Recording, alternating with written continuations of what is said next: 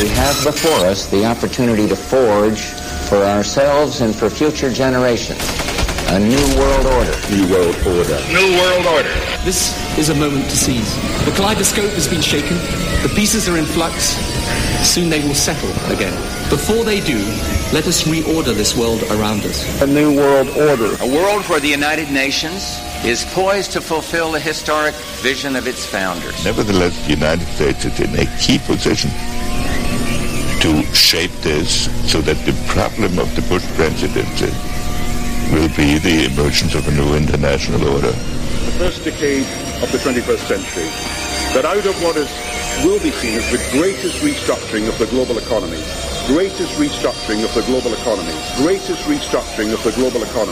a new world order was created. Documenting the crisis of our republic. The very word secrecy is repugnant in a free and open society. And we are, as a people, inherently and historically opposed to secret societies, to secret oaths, and to secret proceedings. Waging war on the New World Order. In the councils of government, we must guard against the acquisition of unwarranted influence, whether sought or unsought, by the military-industrial complex. This is Govern America with Darren Weeks and Vicky Davis.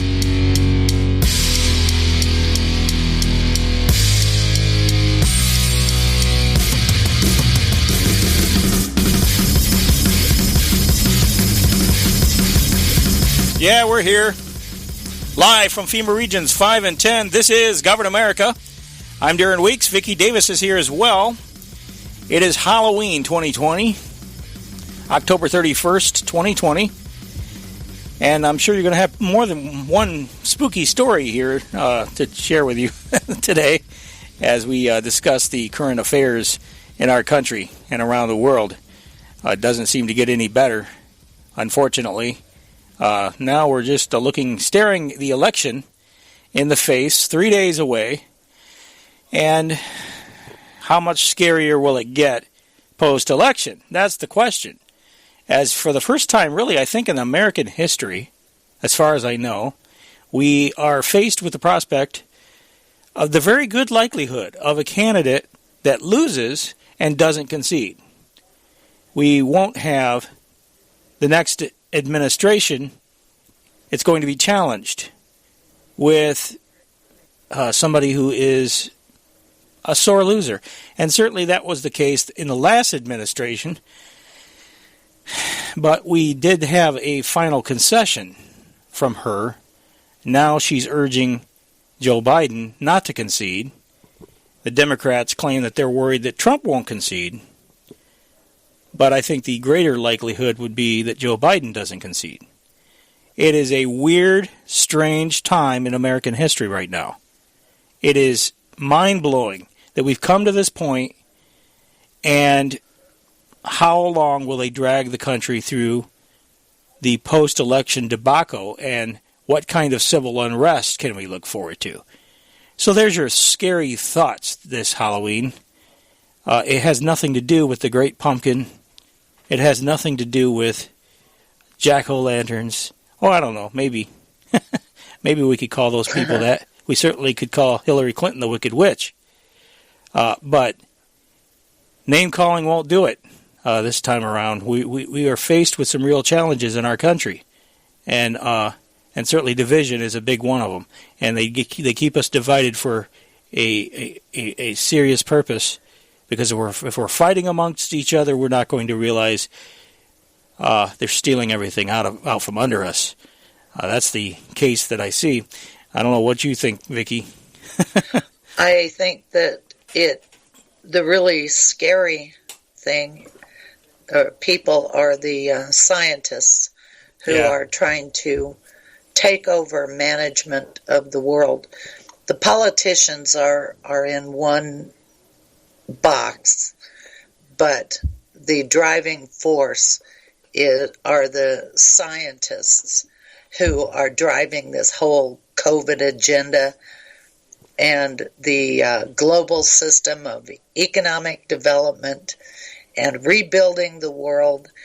And one organization that I found this morning is the University Research Corporation in Maryland. Wow, that sounds interesting. Yeah, and the guy in particular that I'm talking about, his name is Dennis Carroll, and he's a gray-haired guy with long hair.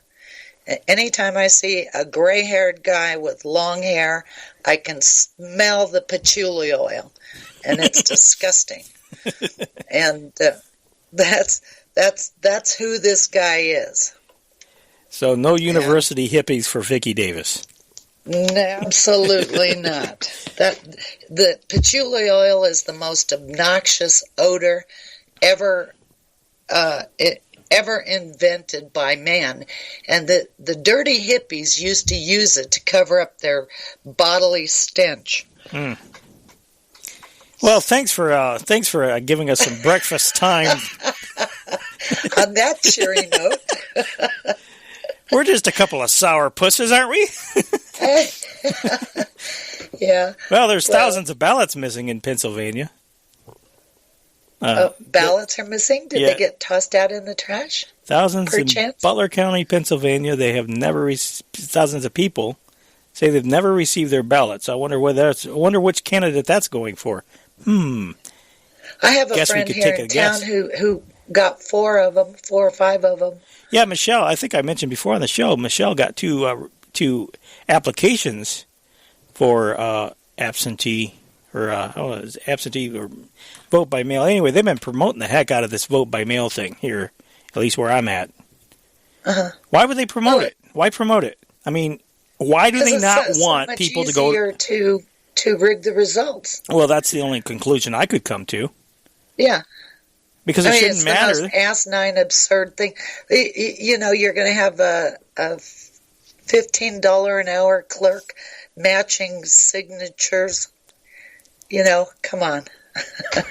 Well, there's an ongoing court fight here about whether or not they should allow guns at the polling stations. And, you know, the Attorney General is fighting that battle, trying to get, you know, open carry people to not be allowed to carry their weapons there.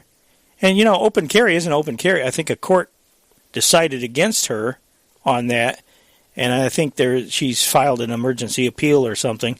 So, I mean, you know, open carry isn't open carry if you're not allowed to carry. It's just that simple. You should be allowed to carry, you know, and the thing is, especially, you know, nobody's intimidating anybody at the polling stations, but... at least not so far. Well, that's the whole point. That's the reason why you need open carry. Because what if Antifa shows up at the polling stations? See, I mean, we've got to consider... like they did last time. What's that? Or the Black Panthers, as they did last time. Yeah, the new Black Panther Party. Yeah, I remember that, now that you mentioned it. I mean, we've got to consider things that we would never have had to consider before. And it is just mind-blowing where we are in America today. Walmart has taken out... They actually reversed their decision. Originally, they were removing guns from the sales floor in anticipation of post-election day riots. There was Walmart being looted in Pennsylvania, Philadelphia, to be specific. There was another incident where a black man was apparently shot by cops because he wielded a knife. He was charging at him with a knife, according to what I read. So, I mean, again, we're going to riot over this. We're going to riot over this because this guy charged at the cops with a knife and got shot. Now, why? Let me ask you a question. What are the cops supposed to do when somebody is charging at them with a knife? What are they supposed to do? I mean, shoot them. If you don't want to get shot, I mean, I don't care what your skin color is. That's completely irrelevant. It seems to me like if you don't want to get shot, maybe charging at the cops with a knife might not be your best option. I'm just saying. It just, you know, that to me just does not speak, it does not yell longevity. You know what I mean? Yeah. So we got these mindless automatons, these zombies, out here rioting again, which proves, once again, there's no sense to this. There's no logic to it. It's all ideologically driven, and these are just excuses to riot. They're looking for anything to riot because they want to tear things up, destroy things, and take our country down. And again, I've referred to it often, Han Kozak, and not a shot is fired. The strategy that's being followed right now is exactly the way it was outlined by the communists, revolutionaries, in that little manifesto. So why aren't the cops arresting people? Because they are on the front lines. They are the target. Well, they've been ordered to stand down. Them, don't do your job, they should arrest the damn mayor. Right. I don't know how much autonomy. Certainly, the county sheriff, it seems like, would have the ability to do that. Though, I've got a Twitter. I got a tweet to that effect where they were ordered to stand down. I'll have to find it though. I don't have it right before me. I hadn't planned on talking about it, but we are faced, Vicky, with unbelievable. We're at an unbelievable time in American history. And in the meantime, we still have the other stuff going on with the homeowners associations. I mentioned, it's Halloween, and the scary stuff that's going on in our country isn't limited to just what we talk about every week. Homeowners association, the people that live under it, they're under the thumb of these organizations. They sign the contract, get themselves in, under the control. There was one woman in Texas, she thought she would have a little fun because things have been tough in our country. And she put a little holiday display out, or a little Halloween display. And no. You can't do that in the land of the free. A Richmond woman is being told to take down her Halloween display. She basically made a strip club of skeletons in her front yard. Totally took me off guard when I saw the video. Producer Brittany Wilmore joining us live in the newsroom to show us more of this. Brittany, this one I couldn't even deal. It's a lot, Tamika. It is. But as you said, look, there are no skeletons in her closet because they are all in the front yard. So take a look here, you guys. Welcome to the candy shop. That's what homeowner Angela Nava is calling this display. I want you to get a better look at this morning. She says, you know what? It is what it is. The display is modeled after an adult club, a strip club, with the skeletons and customers because these girls are not dancing for free. Nava lives in a community in Richmond. She set this up and changes the scene every night around 8 p.m. when she cuts the music on for an hour. And a group of neighbors comes around. She says they love it. The HOA, not so much. Nava said she got a letter from the HOA on Sunday saying the skeletons are inappropriate Halloween decor. They are offensively positioned. This is a family neighborhood, and that she has 30 days to take it down, even though Halloween is this Saturday. I was a little sad. And I thought, okay, I'm just going to take it down. I'm going to comply, and I'm going to take it down and just not do this anymore. But then I got so much support off of Facebook, and I said, forget it. People are having so much fun with this, and they love it. I'm going to continue to do it.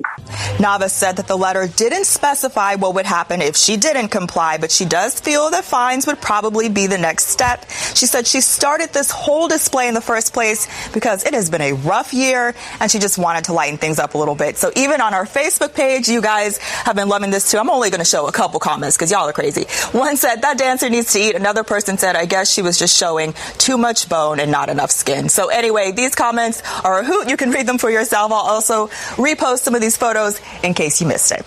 Live in the newsroom, I'm Brittany Wilmore. Back to you. See, I did not think it was a very expensive display. In fact, that looks like a bare bone stripper, doesn't it? Wow. Very good, Tom. For me, snaps for you.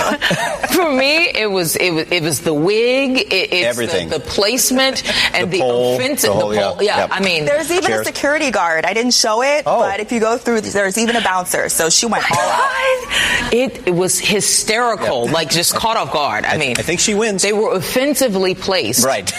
That's exactly. Yeah, well, so no fun allowed. No fun for you. I'm kind of with the homeowners association on that. You don't like the bare bones stripper. Inappropriate. I don't know.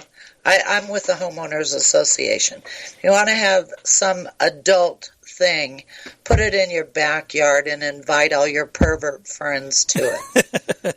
I don't know. She doesn't look like she's a stripper kind of woman. I thought. Well, but these social engineers, that's the way they roll. Whatever it is to denigrate or degrade our society, to destroy the innocence of children, that's what they do. Yeah. And that's who that lady sounds like to me. And, arrest the BI, what. Well, I don't know. Arresting might go too far, I think. Well, I you know what? I am sick and tired of all of these social engineers. I'm sick and tired of this social instruction that goes on everywhere, all day long, on the TV, on the internet, everywhere. It's all social instruction. And, from that point of view, I would want to be as socially incorrect as I possibly can be, except when it comes to anything that might affect children. Of course, I would draw the line. But well, my question is, I wonder, I'm sick of it. If she puts a cross up, communist revolution. Yeah, if she puts a cross up or a manger scene, I wonder if they're going to complain about that. At a certain point, people can just, why don't they just kind of mind their own business? Mm-hmm. I think people are too easily triggered by things, I guess is what I'm getting at. They are, after all, skeletons. I mean, what can they show? You know what I mean? Well, it kind of sounds like they might be suggestively placed. Yeah, well, that's I guess what the objection was. Anyway, and I'm not going to fight over that one. I'm sensitive to that because I know what they're doing in the schools with the, the gay agenda and teaching sex to kindergartners and right. Yeah, exactly. Stay away from the children. That's it. Yeah, well, to be honest with you, to be completely honest with you, I don't like Halloween anyway. I don't either. I don't like Halloween. I don't like pentagrams. I don't like... as a matter of fact, I was going to bring that up during that... You remember that Savannah Guthrie... I want to call it a debate. It was supposed to be a town hall between Donald Trump and the audience. It turned into more of a debate between Donald Trump and Savannah Guthrie. But during that event, they were actually seated inside a pentagram. Oh, really? Yeah. It was a 5-pointed star, and it was in a circle. So if people are going to go back and look at that, I meant to point that out on the show at the time. But they work these symbols in our everyday life all the time. Uh-huh. And that's very creepy. I thought it was kind of interesting that they chose that setting. They put that in there. They made it different. I think it was different colors or something. It was like red and white or something. So it didn't look so, satanic. But but that's what it was. It was a pentagram. Very obvious to me. Kind of like in your face. Yeah, and that's the way they like it. They do this. They've made these things so common now. But yeah, I don't like Halloween. I'm not a fan. Ever since I learned what it was about, when I came of age and realized. And anyhow, I started not liking it when my son was little because of the terror of the candy having something in it. Oh yeah, you got those sick people out there that do all kinds of things. The Oregon Health Authority, they're pretty sick too, actually.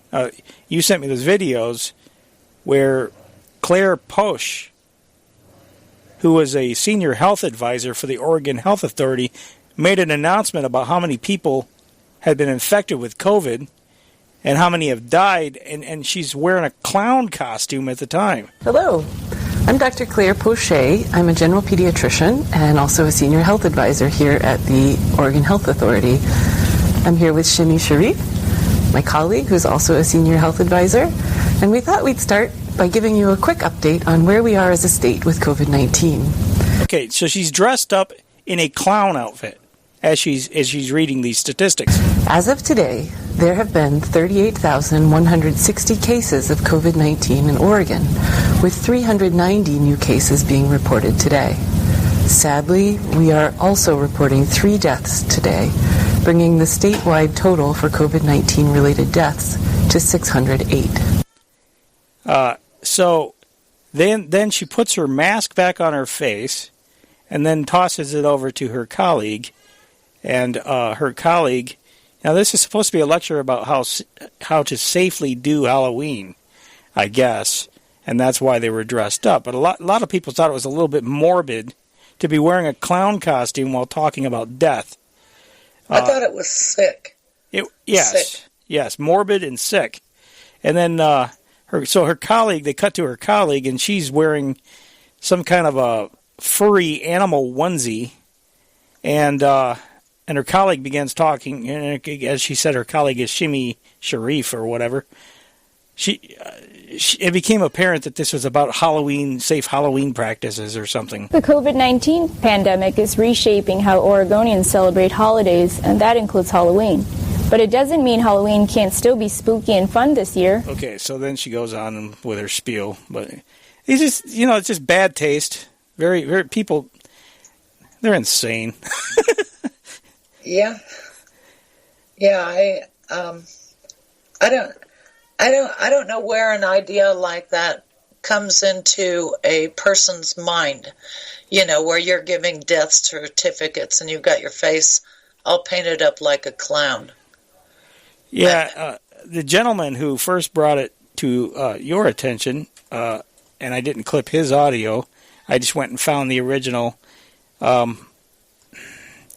He was saying something to the effect of it's kind of something out of a spooky movie, a horror flick, where, something completely innocent, like a child's doll or something, would be found in a setting that would, just make it one of those odd things that are not, it gives you an odd feeling or something. I don't know. It's it almost has the feel of a psychological operation. Yeah. Yeah. And I don't know, everything that's going on in our country is sick on some level. We have a very sick country. Yeah, a lot of sick people. Now, terrorists on the left have begun sending threatening letters out to people's homes who are Trump supporters. This particular report is from New Hampshire. Dear neighbor, you have been identified by our group as being a Trump supporter. This is the letter mailed to the home of Kelly, a Milford resident who wished to be identified only by her first name. Your address has been added into our database as a target for when we attack should Trump not concede the election. The anonymous author goes on to say they hope Kelly's home insurance has fire coverage. I was very taken back. Milford police say this same letter was mailed to other homes that have signs supporting President Trump. The department is now investigating and has contacted the Attorney General's office. This is my home. You're not supposed to threaten my home. Right. So yeah, I'm very put off. I'm very worried in the sense that, this is going on in my town. But it's not just Milford. 2 people in Brookline also received a letter. I was quite shocked that anybody would send a letter out with that type of threat. Police Chief Bill Quigley alerted the U.S. Postal Inspection Service and says whoever is behind the letters could face serious charges. Not only with us, with criminal threatening, and it's on a felony level because of the threat of burning homes down and causing injury, but it can also be with the postal inspectors, something on the federal level. And Kelly says she really wanted to share this story to encourage other people who may have received this letter to come forward and contact their local authorities. So people have taken it up a notch, Vicky. Yeah, that's really very serious. There are serious penalties for putting threats through the mail. What you can get by with in a face-to-face or a phone call is on a much lower level. But when you put something in the mail and mail it to somebody, That's a federal crime, huge fine, prison time. It would have to be somebody really stupid. Well, to be honest with you, I think if they're an American, they're really, really stupid, or if they're a foreigner, they don't know what the laws are. I have a feeling it's probably somebody local, but it doesn't matter. I mean, they should be charged with terrorism because that is exactly what it is. Yeah. If you go look up the definition of terrorism, and I've read it before on the show, it is and I'm paraphrasing, but it's the attempt to, if you attempt to try to coerce somebody, and the word coerce is used by using fear tactics, it's written pretty broadly. If you attempt to influence policy, or influence a group of people or a person. Yeah, well, that's voter intimidation. That's exactly right. I mean, they racked up such a list of federal crimes by just that simple act of dropping that in the mail. I hope they're caught. I hope they catch every single one of them. And the thing is that if it's happening with this woman, it's probably happening among a lot of Trump supporters who have signs in their yards, which are making them a target for this sort of intimidation. Mm-hmm. As I said, they've ratcheted it up, and if something doesn't happen to put this thing in check, I'm very concerned what this country is going to look like 10 years from now. Yeah, me too. All right, we're at the bottom of the hour already. Let's go ahead and take the break. We'll continue, hit the ground running. When we come back, stay with us, folks. And by the way, the phones are fixed. I managed to fix the Telos box that we talked about last week. So you are welcome to call in 610-600-1776, 610-600-1776, or 844-6-GOVERN. We'll be back. Where the spooks go to find out what's really going on. This is Govern America.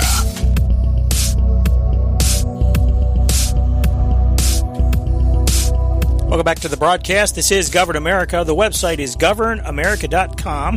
That's governamerica.com. My email address is radio@governamerica.com. Vicky, go ahead and give your information out, please. My website is thetechnocratictyranny.com. My email address is eyeswideoopen@channelingreality.com, which is the name of my old website, channelingreality.com. All right, very good. And you're welcome to call in if you want. 610-600-1776 is the number. That's 610-600-1776, or toll-free 844-646-8376. It's 844-6-GOVERN. Project Veritas, before the break we were talking about how they had different Trump supporters with signs in their yards have been receiving threats. Project Veritas has been busy exposing voter fraud in various places, and they also received a threat. In light of the recent Texas investigation, we received a very credible death threat. Now, I take the safety of our employees and colleagues here very seriously. I'm going to read this to you. This has been referred to the proper authorities. This is not the first time Project Veritas has been targeted, but this one is a doozy. Listen to this. It says, subject line, quote, "I will f***ing kill all of you."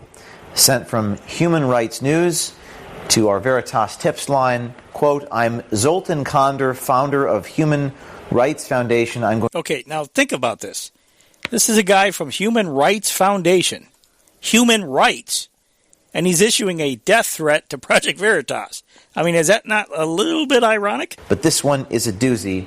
Listen to this. It says, subject line, quote, "I will f***ing kill all of you." Sent from Human Rights News to our Veritas tips line, quote, "I'm Zoltan Konder, founder of Human Rights Foundation. I'm going to shoot and kill every single one of you for fake videos about voter manipulation. And more importantly, because you're a bunch of fascist pigs, exclamation point. Prepare for the worst, head. You are dead." We have referred this to the authorities. We've gotten additional security, taken additional precautions. We take this very seriously. And there you can see his LinkedIn page, who this guy is. Very bold. Zoltan Konder, in his real name, saying stuff like this. This is a war by other means. Our country is in an advanced state of sclerosis where solutions are outside the legislative process, and Project Veritas is taking the mantle and exposing them. and they don't like this. So, there you go. Wow. I can't... He's got to be insane, out of his mind. Yeah. Yeah, absolutely. To put a threat like that. Well, with his own name. Yeah. But it's remarkable to me how much they're ratcheting it up. It's remarkable to me. You know what? We don't see a hell of a lot of action on the part of Trump and our political establishment. They're just kind of standing back and letting it happen. I think Trump's kind of treading water right now. I don't think he wants to do too much heavy-handed stuff because he's afraid it's going to affect the election. The real test will be after the election. Rumor has it, I mean, there's a list of people he claims he's planning on firing immediately after the election. One of them is Gina Haspel, but there's a lot of other people supposedly he's planning on cleaning house. I don't know if that's true or not. I've been doing this long enough. I've learned not to get my hopes up. Yeah. But we'll see. Yeah. We'll see. Yeah, Something I needs to be done a nasty surprise this week. I found out that Stephen Moore. You know who Stephen Moore is? No, I don't think so. Oh, well, he was with the Club for Growth, Koch brothers. Okay. That dirtbag was involved with the Trump campaign right from the beginning. And they're just bringing him out now. You know, like first Trump brought Larry Kudlow, another free trader, and I spell that Traitor, free trader, representing the interests of Wall Street. First Trump brought out Larry Kudlow, and now Stephen Moore, who I used to just go ballistic, listening to those people, because the whole agenda was free trade, free trade, free trade. Well, it was the free traders who created this whole global nightmare for us. Yeah, that doesn't sound very encouraging. And it really pisses me off that Trump brought him into the administration. And had I known that, I would have been actively campaigning against Trump. Not for Hillary, because I'd never vote for Hillary. The problem is you only have those two choices, and that's where we find ourselves right now. Between horrible and worse. Yeah. Yeah, horrible and nightmarish. Halloweenish. I would say clownish, but clowns are sometimes funny. But if you want to say clownish, it would be clownish in the horror story sort of way. It's terrible. What they've done is they've just about, and I told some friends and family, I don't want to vote for Trump. I didn't want to vote for him at all. But I really don't want the lawlessness of the left in charge of our country. And you can say, well, there's no difference. I don't agree. There are some things on, as far as Donald Trump is concerned, there are some things that he has pulled back from.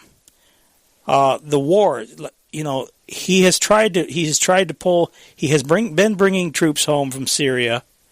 He's tried a number of times to do that previously, and I think we've covered on the show how there has been intelligence interference that have been run with certain false flags that has made it politically difficult, if not, well, it's not impossible, but difficult for him to do so. So there has been that. I think if Hillary had won, we would have been in a full-scale war with Russia right now. They wanted that really bad. Michael Bolton, or John Bolton, excuse me. I think Michael Bolton's a singer. Oh, yeah, he is. Maybe we need him in the administration. Is he still alive, Michael Bolton? I don't know. He should be. He was, I think, younger than I was. So, anyway, John Bolton. He's a real sour note. But this guy was doing everything he could to get us into the war. And it was Steve Bannon that brought him into the administration, I found out. Steve Bannon is the one who brought John Bolton, the warmonger, into the Trump administration. Steve Bannon, I don't know. He's kind of a slimy character himself. Yeah, I have to agree with you. He's probably the smartest guy that Trump had in his campaign and his administration. He's really whip smart, but he's an operative for an agenda. Yeah, and I don't think that agenda is good for our country. And I do run his podcast on the stream, but that's because it does have a lot of good information in it, political information that is of value. But that's why we run the disclaimers that, the views expressed are not necessarily ours. We make a lot of different, we hear audio from a lot of different sides, but we don't necessarily agree with everything that's said. So it's take the stuff of value and leave the rest. That's the point. You have to be somewhat of a discriminating person to be able to.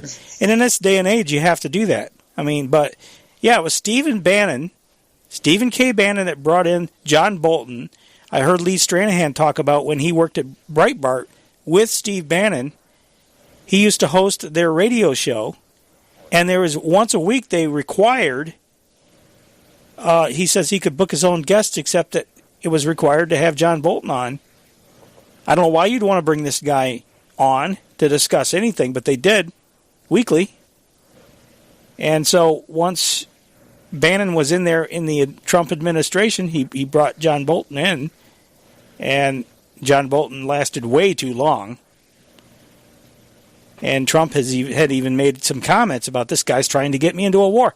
But anyway, I said all that to say that there are some things that Trump has done that have been good, that would not have happened had Hillary been elected.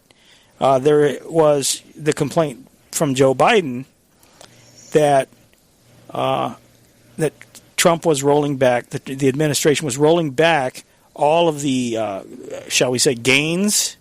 That's my word, not his, but environmental regulations. There's a lot of environmental regulations. That is something good that Trump has done. I got to give him that. So, anyway, there are certain things. There are differences, is my point. He certainly is the lesser of two evils, though. I completely give you that. And the thing is that, and I'm not cheerleader for him. I don't want anybody to think that I'm a supporter, quote unquote supporter. I'm just concerned, Vicky, that if Joe Biden wins this time around, we're not going to save our country through any election process. Okay? There is no substitute. Nobody is going to do the work for you on the ground. I look at elections as minor league. They're a blip on the radar. Our people, the people on our side, constitutionalists, freedom-loving Americans, should be active all year round. The election is just minor compared to what people should be doing. Well, you really have to know who and what it is that you're fighting. And so for me, the number one issue has been trade. Ever since I figured out what the whole agenda was with trade, and that it was not about our economy, and in fact they've used these trade agreements to bleed out our economy since the 1970s. Mm-hmm. And they've used it as a bargaining chip, to bringing businesses to these third world countries to build an integrated world governing system. So trade was my number one issue and continues to be my number one issue, and that's the one issue that Trump sold out. He said he would get us out of the trade agreements, and he didn't. He doubled down. Yeah, I agree with you on that. Still, I wasn't going to do this now, but since we're kind of on the subject, I'm going to take a deviation, but I think it kind of illustrates the point that I was making a moment ago about there being some difference This audio from the Peterson Institute. The Peterson Institute. You want to explain a little bit about the Peterson Institute and what they're about?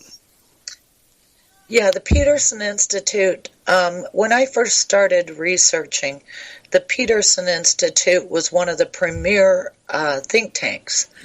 And they were the promoters of the global agenda. And the guy who started it, I guess, his name was Fred Bergson. But at the time when I saw the Peterson Institute, it was Pete Peterson.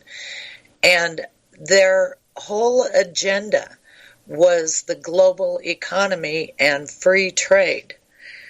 And I sent a copy or a link to the 25th, I think it was 25th anniversary report that the Peterson Institute did. And they mention in there in the 1993, the APEC meeting that Clinton had with the Chinese, and they mentioned the Boger goals. And the idea was to have a free trade area of Asia. You know, free and open trade with the communist Chinese and all of the people of the Pacific. Well, you know, that's about the majority of the world's population over there in Asia.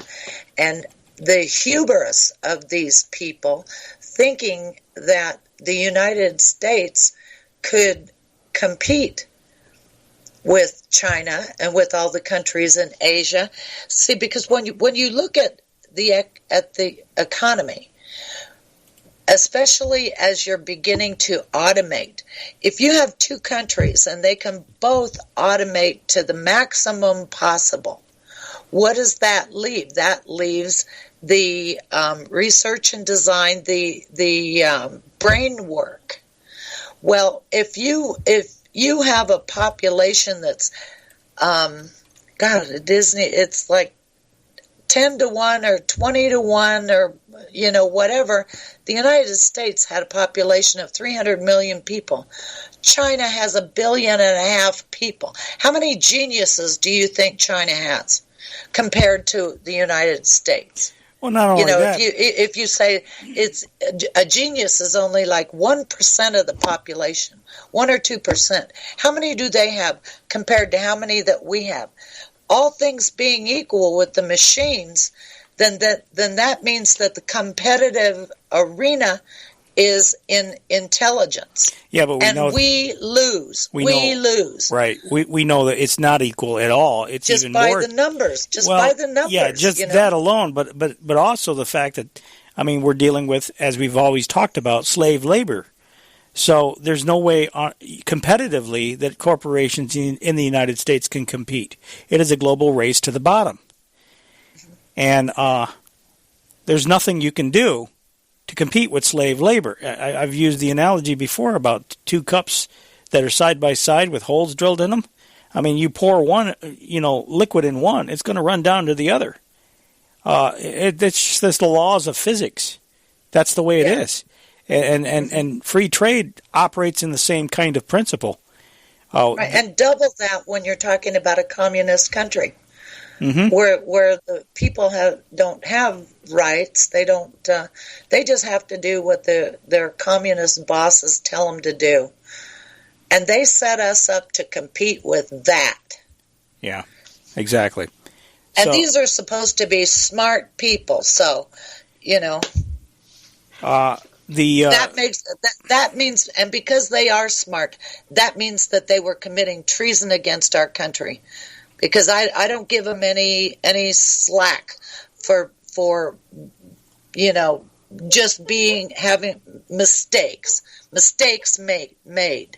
I don't believe there are any mistakes at that level when you're thinking about that kind of thing. It was intentional. Yeah, absolutely. I mean, there can be no doubt. I mean, these people, they're academics. Hey, academics can't possibly make mistakes. Just ask them. Yeah. So the Peterson Institute held a Zoom panel discussion on rebuilding the global economy. and they outline the problems with withdrawing into isolationism. You know, that protectionism that they always talked about. Globalization's been corroding, arguably, since 2008 at least. It's been corroding after years of international openness and commerce going together with increasing economic security for the vast majority of people in the world. And that has turned around. And all of the existential threats that we face, starting, of course, with climate change and the pandemic, but also issues of technological slowdown, racial and gender oppression, digital disinformation, all of these are global problems. These are problems that are being made worse, not better, by retreat into isolationism, made worse, not better, by interstate conflict, made worse, not better, by the contraction of economic opportunity. In the end, these are... Okay, but let me stop it there. Economic opportunity for whom? That's my question. Yeah, for whom? Why are we retreating into isolationism, as they call it? I disagree with the premise. We're very much engaged globally. We're still, in my opinion, too engaged globally. It's one thing to be engaged. It's another thing to be multilaterally agreed to various things that are not good for your country and, in fact, rob your country of sovereignty. Yeah. Well, they kind of had to slow up because as people like me, and there are a lot of people like me on the internet who, once they figured out what the whole trade agenda was about, as our economy was bleeding out, and, during the early 2000s, there were record layoffs, record bankruptcies, record foreclosures. And all the while, Wall Street is reporting, booming economy, things are wonderful. And they were using housing starts as the proof that the economy was good. Yeah.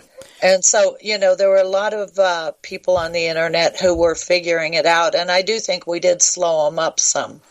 Because I used to have really vicious battles with people on the internet, the free traders. Yeah. I would argue this is the reason why Donald Trump, see, they're complaining. They'll complain. He doesn't mention Donald Trump specifically at the moment. But I would argue, they're lamenting the fact that we're sliding into isolationism, as they put it. I don't agree with that. But we're a little more protectionist than maybe we were under the Obama administration. But why is that?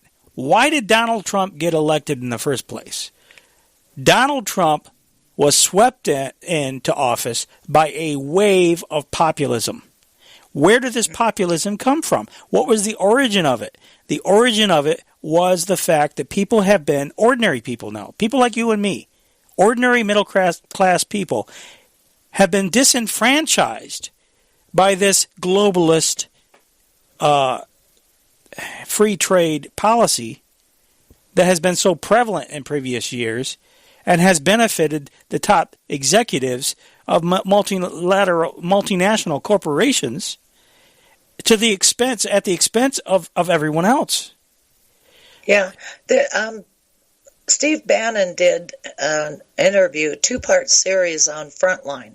Mm-hmm. And if you listen to that program, he talks about Donald Trump and his talking about the trade agenda, and that Donald Trump is the first candidate for office that actually talked about the trade agenda and what it was doing to our country. And that's why Trump got elected.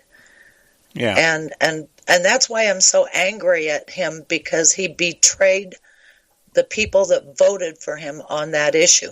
We worked so hard to overcome the free traders. Right. And if you were to say protectionism is good, which I started saying, protectionism is good, man, they'd come after you. The trolls would be all over you. But I think America is worth protecting. Once I understood what was going on with trade, once I understood it, I stood my ground, and I didn't back up. No backing up. Well, these people, anybody that attacks you for saying that is either, number one, a moron, or number two, working on the other side. I mean, there's no in between.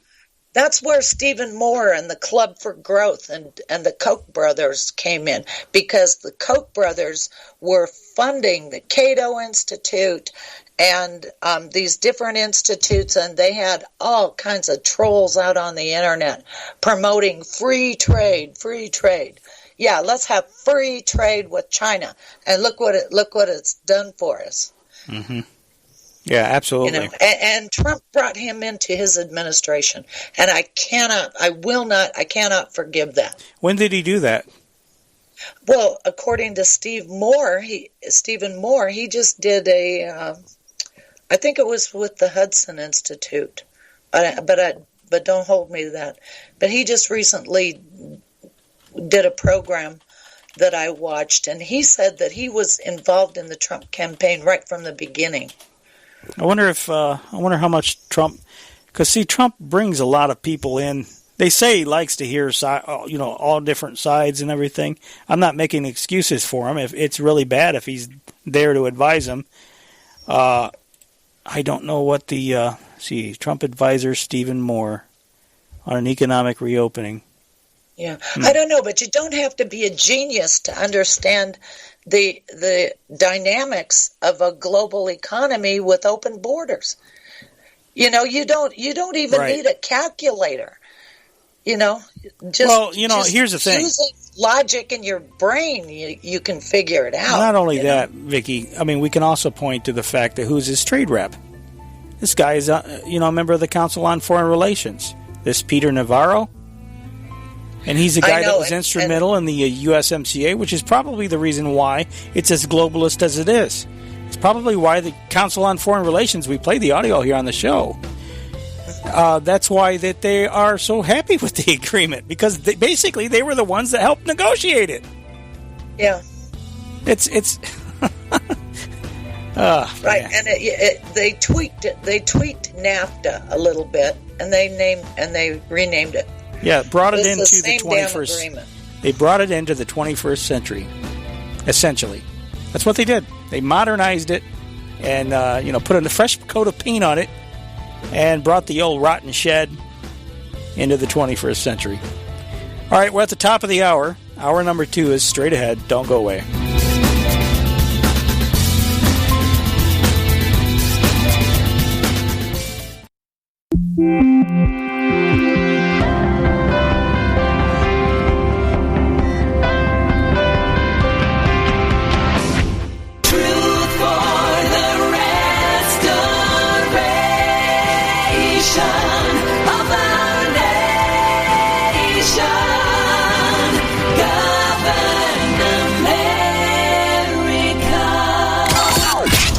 Before us the opportunity to forge for ourselves and for future generations a new world order. New world order. New world order. This is a moment to seize. The kaleidoscope has been shaken. The pieces are in flux. Soon they will settle again. Before they do, let us reorder this world around us. A new world order. A world where the United Nations is poised to fulfill the historic vision of its founders. Nevertheless, the United States is in a key position to shape this so that the problem of the Bush presidency will be the emergence of a new international order. The first decade of the 21st century, that out of what will be seen as the greatest restructuring of the global economy,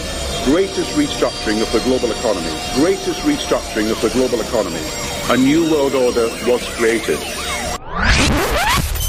Documenting the crisis of our republic. The very word secrecy is repugnant in a free and open society. And we are, as a people, inherently and historically opposed to secret societies, to secret oaths, and to secret proceedings. Waging war on the New World Order. In the councils of government, we must guard against the acquisition of unwarranted influence, whether sought or unsought, by the military-industrial complex. This is Govern America with Darren Weeks and Vicky Davis.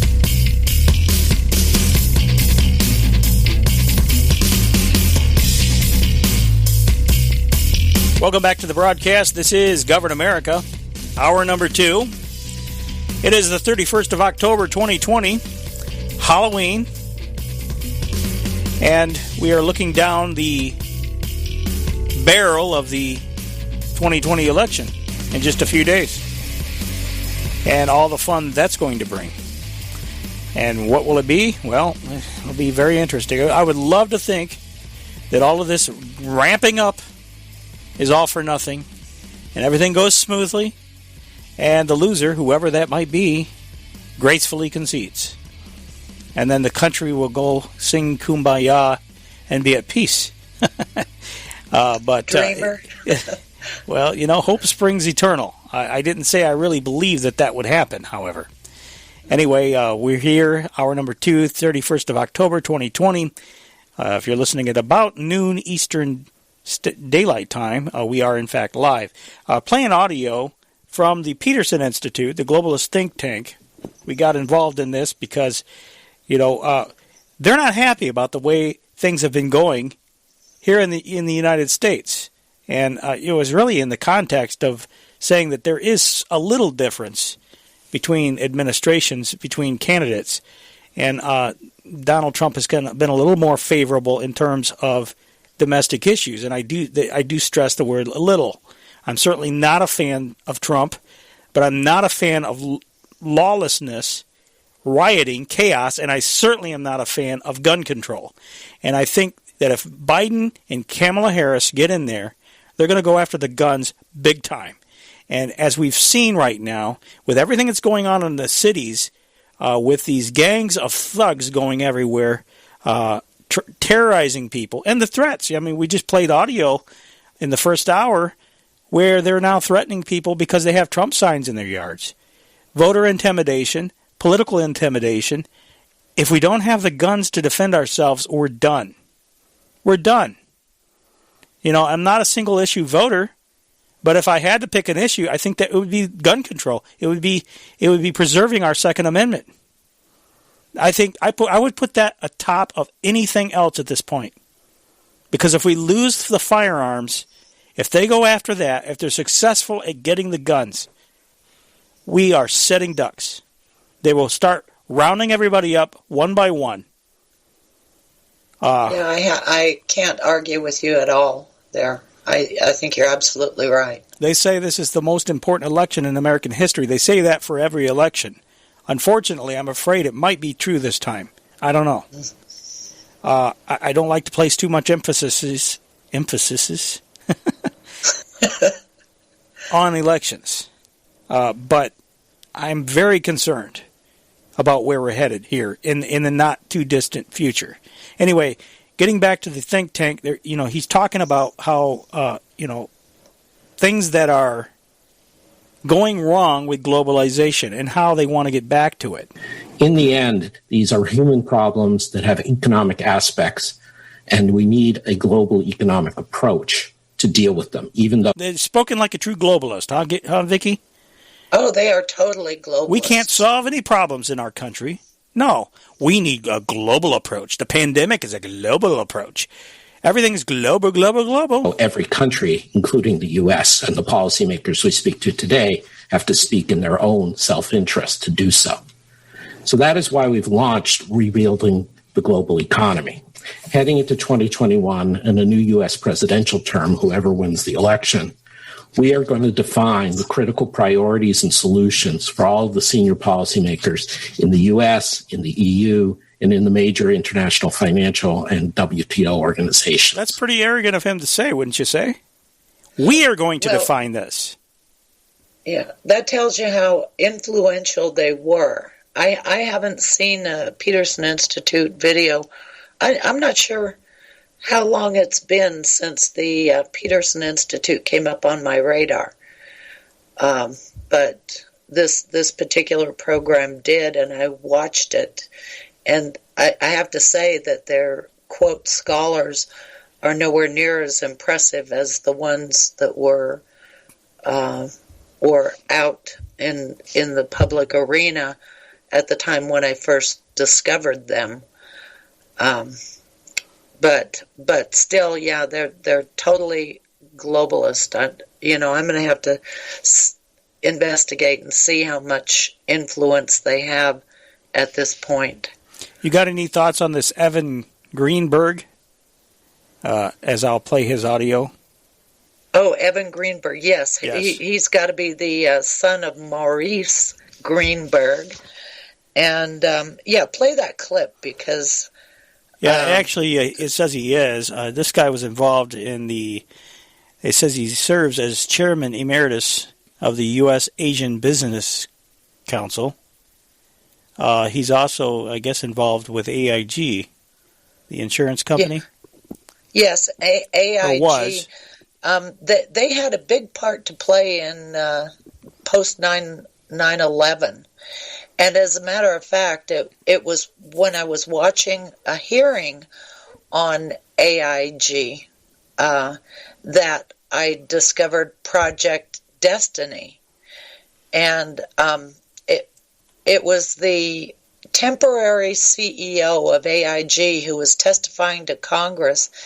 And you can tell when a person is scared. You know, that guy, I think his name was Liddy, Edward Liddy. Mm-hmm. Or Libby, I'm not sure, Liddy or Libby, but he was actually scared, and he talked about Project Destiny. Well, Project Destiny I found as an initiative of the Pharmaceutical Manufacturers Association, and it had to do with getting credentialing changed for frontline pharmacists to be frontline healthcare providers. So rather than going to see a doctor, you could go see your local pharmacist and tell him what's wrong with you, and the pharmacist will choose a medication for you. Lovely. Without ever seeing a doctor. And that was Project Destiny. And that was one of the big elements of my thinking in terms of believing that what they were doing with the U.S. healthcare system was turning the entire population in the U.S. into potential research subjects for experimental medicine, experimental health. Okay, and that also goes along with the a video program that I saw of the National Governors Association, in which IBM and Mayo Clinic did a presentation together, and they talked about the healthcare system and personalized medicine. Mm-hmm. Well, personalized medicine is by definition experimental. Because if they're coming up with some kind of a chemical cocktail for you based on your body chemistry, it is by definition experimental. Yeah, I don't like the sound of that. It's unproven, and exactly, they may tailor something to you if you're one of these undesirables or the deplorables, like Hillary Clinton said in 2016. They might tailor something to you that, speeds up your demise. Absolutely. Absolutely. And the thing with medications, with chemists and chemistry, there can be a delayed reaction, so that there is no direct link between the time when you got this customized medication and the time when you die. Yeah, that's my concern about the vaccine for this COVID-19 stuff. Right. And as far as research is concerned, if you've got a national database of medical records and you design a system for medical research purposes, not for the health care of the people, because we know they don't give a damn about the people. But if you design this system for medical research, you can select your population for experimentation in such a way that it's distributed, so you don't have any pockets of death. If you come up with some kind of concoction that is harmful to people, you don't have any pockets, where you have like 20 people dying in one area. You can have 20 people dying throughout the country, and nobody knows that there is a connection between the two, between all of them. Right. Yeah, I don't.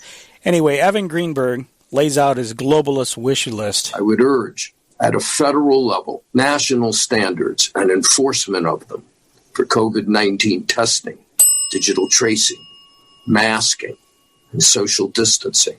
We have to establish global surveillance and forensic capabilities and standards and protocols.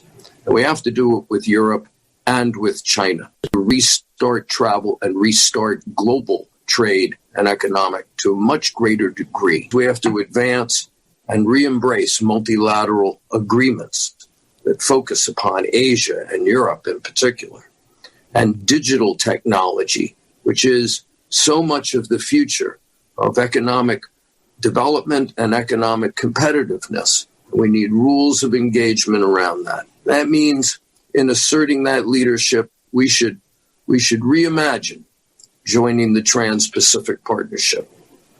There should be in the longer term, we should reimagine how we remake WTO. I'm so sick of hearing this word reimagine. With partners. If we didn't have WTO today, we would be creating it because there is a need for it. Technology. We should negotiate with our trading partners rules of engagement for technology and data flows that include data flows, intellectual property protections, technology standards, national security protections, and privacy. When you think about one of the greatest assets of this country, whether it is multilateral agreements or it is coming up with the rules of the road, it is about our system of alliances. Our system of alliances is a force multiplier for this nation. And one of the challenges we face in technology development, and when we face competitors such as China, is China has an advantage of scale, and an advantage of scale that we don't have that's important in technology and the use of data. Imagining agreements that would give us rules of the road around technology and data flows and intellectual property protection means that along with allies and those who share our values, we could gain the advantage of scale that would improve our ability to compete in this area. Reinvigorating American competitiveness and break the practical pattern of tit-for-tat behavior with China. Let me just pause it there for just a moment. That's what protectionism. That's what protectionism does. That's what it's all about, is making the United States compatible. So globalism is what made us not compatible. Globalism is what, as I said, the race to the bottom. The people, the men working. So this guy is very clearly in an ivory tower. Very clearly, he is one of the characters that are undoubtedly benefiting from globalization, because he wouldn't be promoting it if he wasn't. What planet is he on? I guess that's the question I'm asking. Planet Money. Yeah. Planet Money. Because the global health system is reliant upon the idea of ring your bell, global health insurance. Health insurance. That's what AIG's part in the whole globalization scheme was, probably. Yeah. Is health insurance.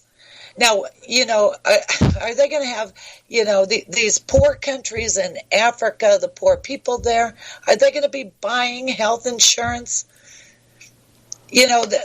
I really wish that there were some people in our government that really looked at these systems, the way that these globalists have designed the global systems to operate, because it's a no-win for the United States. And as a matter of fact, it's a no-win for any country except China. Yeah. Well, that's what they want. Because of China's numbers. China and India.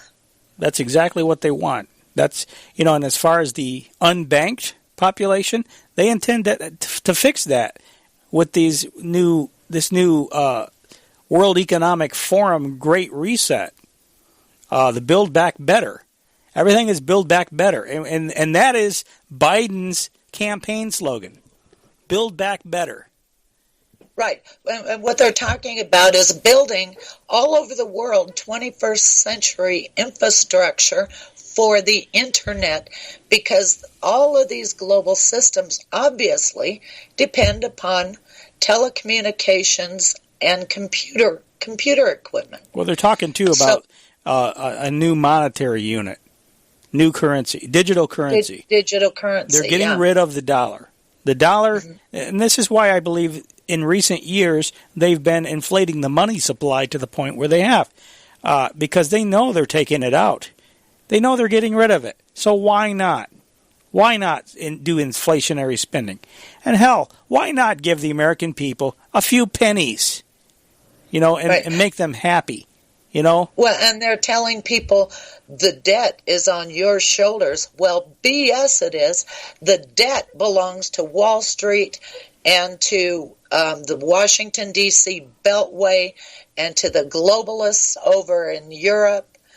That debt belongs to the globalists. Yeah. And if we had any people that were thinking strategically at all, we would be praying for global warming to drown the rats along the East Coast.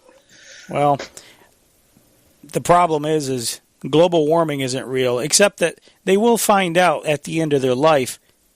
They'll experience the global warming then, I have a feeling. Right. Yeah, you know what? The flames of hell. I figured out this morning that what we should call this is a Scientocrisy. It is a world run by scientists, and they use technology and systems as their weapons. I like it. Yep. Also makes That's what this is. Good show title. All right, so continuing with Evan Greenberg. You lead with strength. If we run our own race well, with strength comes confidence. And we act with confidence. And that means strategic. I would say you act with cockiness. And in dealing with China and imagining the issues with China, it begins at the wellhead of strategic patience. I'm losing my strategic patience right now, Vicky. Where does he get the idea that you can sign an agreement with China and China will honor the agreement? For over 30 years or more, was it 30 years? Yeah, 30 years, China has never kept an agreement. By the way, what makes them think if they get a new sheet of paper and type some new words on it that China is going to honor that? They will not. Right. I have to correct us both from last week. We were talking about the Empire State Building being lit red and yellow to celebrate. I said 50 years of Maoist rule. I think you said 90. It was actually 60. It was 90. 2011, that year was 2011, and it was the 90th anniversary of the Communist Party in China. I thought it was the 60th. I'm pretty sure. No, 90th. Well, at the time. In 2011, it was the 90th. I have a portfolio of images of the anniversary celebrations in China that I kept. And the reason I kept it is because of the National Governors Association meeting with the Communist Chinese in Salt Lake City. What the Obama administration agreed to do is to introduce their equivalent of governors to our governors so that they could make these cushy deals between each other, because that's the way the Chinese work, is personal relationships. So the National Governors Association, and Christine Gregoire of Washington State was the head of the National Governors Association at the time of this agreement was made.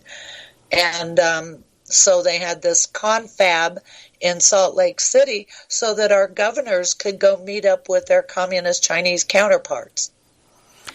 Well, in the interest of getting through this audio, let me go ahead and hit it. We do have a phone line or a phone call on the line.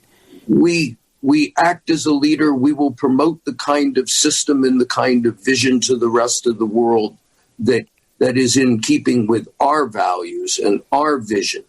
China will then have a decision in its own interest, either to become a part of that or to be excluded from it and therefore miss out on the opportunities that a global rules-based system that promotes the right kind of values and what we stand for, that's the world that they would want to join because it would promote their interests. If not, then they will go another way, their decision to make. All right, so there's that audio. I don't know if you had anything to add other than what we've already said. I think I did my rant.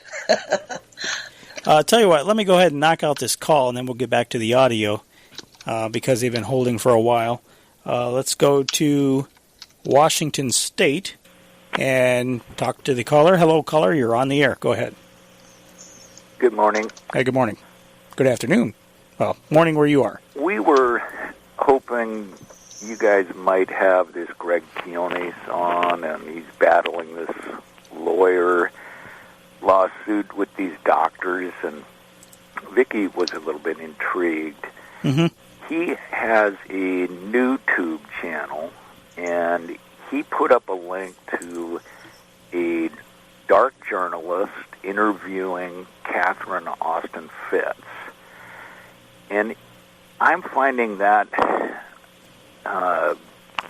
Catherine interview something I can share with movers and shakers that are having to deal with this nightmare and try and explain what might be going on in the finances behind all of this huge event that we are going through. Briefly, Catherine says that they stole most of it in 2008, and they've got the pensions and the insurance that they needed too, the icing on the cake, and so then they have to account for the fact that the money is no longer there, that they already stole it. So how are they going to do it? Mm-hmm. Well, they're going to create regions. So not a week later, Almond Bundy goes on Mike Rivera on RBN and says that he is, creating a militia to bring about what he advocates, which is supporting BLM and defunding the police. So he's going to create a regional area in Idaho, and Larkin, Texas was interviewed by another chucklehead called North Idaho Exposed about communitarianism. I hear him on with Mark Windows on RBN, and he's supporting Almond and how... You mean Ammon? Give a example. Yes, thanks. They give an example of Olympia, Washington. We have a COVID negative mother in a hospital in Olympia, and she gives birth, they test her again, she's positive, they take her baby. So what does this new militia do? But they use the cell phones they've got a forum, and they can get 150 people down to the hospital in 10 minutes. This sounds like defund the police and everything I just described. So you're telling me, hold on. You're telling me that Ammon Bundy is organizing a militia to go along with Black Lives Matter now? Well, pretty much. He's got a three-part. He wants to create the technology, which Jen and myself and Lark are ready to drop kick. So the technology is going to do us in. So we will be using the cell phones, and he's going to create a militia for boots-on-the-ground action. Yes, and there's some other aspect of it, but so it's not Mark Windows. He's interviewing this North Idaho Exposed, who is promoting Mr. Bundy as well, without ever mentioning this Catherine Austin Fitts. Probably a month ago, very easily found under The Dark Journalist, a must look at. And I got to tell you, I'm I think we need to be utilizing these tools of internet radio to be saying, hey, we're connecting these dots, and it's going to be a lot more important than this election nonsense. And then we got more months till January, and there's going to be time for somebody like Greg who is trying to battle this. Yeah, I want to sort out. I got the bottom of the hour break coming up. When we come back, I'd like you to hold over, and I would like you to. I want to try to sort out exactly what's going on here, exactly what the strategy is, because at this point I'm a little confused. I know Vicky's somewhat familiar with Mark Windows and the North Idaho Exposed guy. I'm familiar with the YouTube channel because he's done a lot of work, and he's done a lot of good work. So we've talked about him before. So I would just like to kind of sort out exactly what's going on here. So hang tight. We're going to take the break. We'll be back in a moment. Stay with us, folks. This is Darren, check your email during the break. Okay, we'll be back.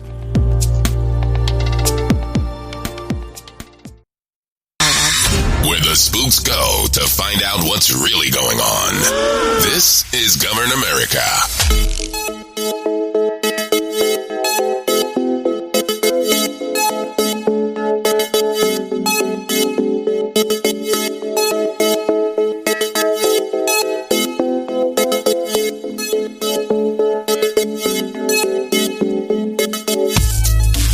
All right, we're back. This is Govern America. GovernAmerica.com is the website for the show, and thetechnocratictyranny.com is Vicky's primary website, and she also has channelingreality.com. You're welcome to call in 610-600-1776. That's 610-600-1776. And right now we have a caller from Washington State on the line, and I wanted to ferret out exactly what you're talking about, caller, with regard to all of this stuff that's going on with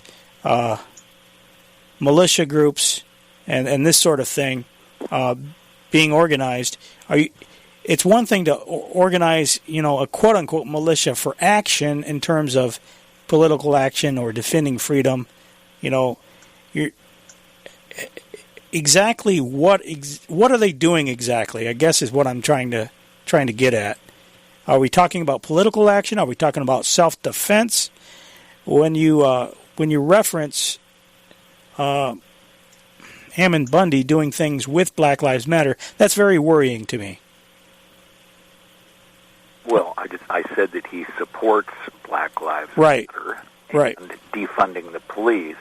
What Catherine Austin Fitts is saying, they need to take down the U.S. government. So the pensions, the inheritance, and the insurance, which is no longer there, they stole it, and they can't be held accountable because we no longer have a United States. Now we have the regions that I believe Mr. Bundy is advocating that we move towards. So it's, like I said a month ago at the Dark Journalist, it's called The Deep State Chaos, Catherine Austin. And, this Greg Kionis would say, now, don't get me wrong, Brian, Catherine says some things I don't agree with, but you got to keep in mind they tried to take her out. She has to mind her P's and Q's. So, yeah, I'm just saying the story that she tells is pretty credible, and the fighting between generations, she has people on her forum of a younger generation saying, well, we want to tear it all down. Well, you're talking about your inheritance, kid. Everything is going, and you're supporting this. We're going to take to the streets and blah, blah. But actually, Darren, I have one other very important.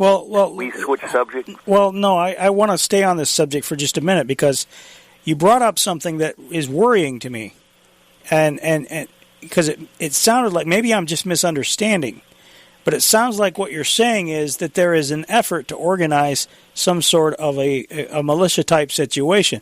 I know Ammon Bundy has, and And I don't care about militias. I think militias are fine as long as it's a self-defense type of deal.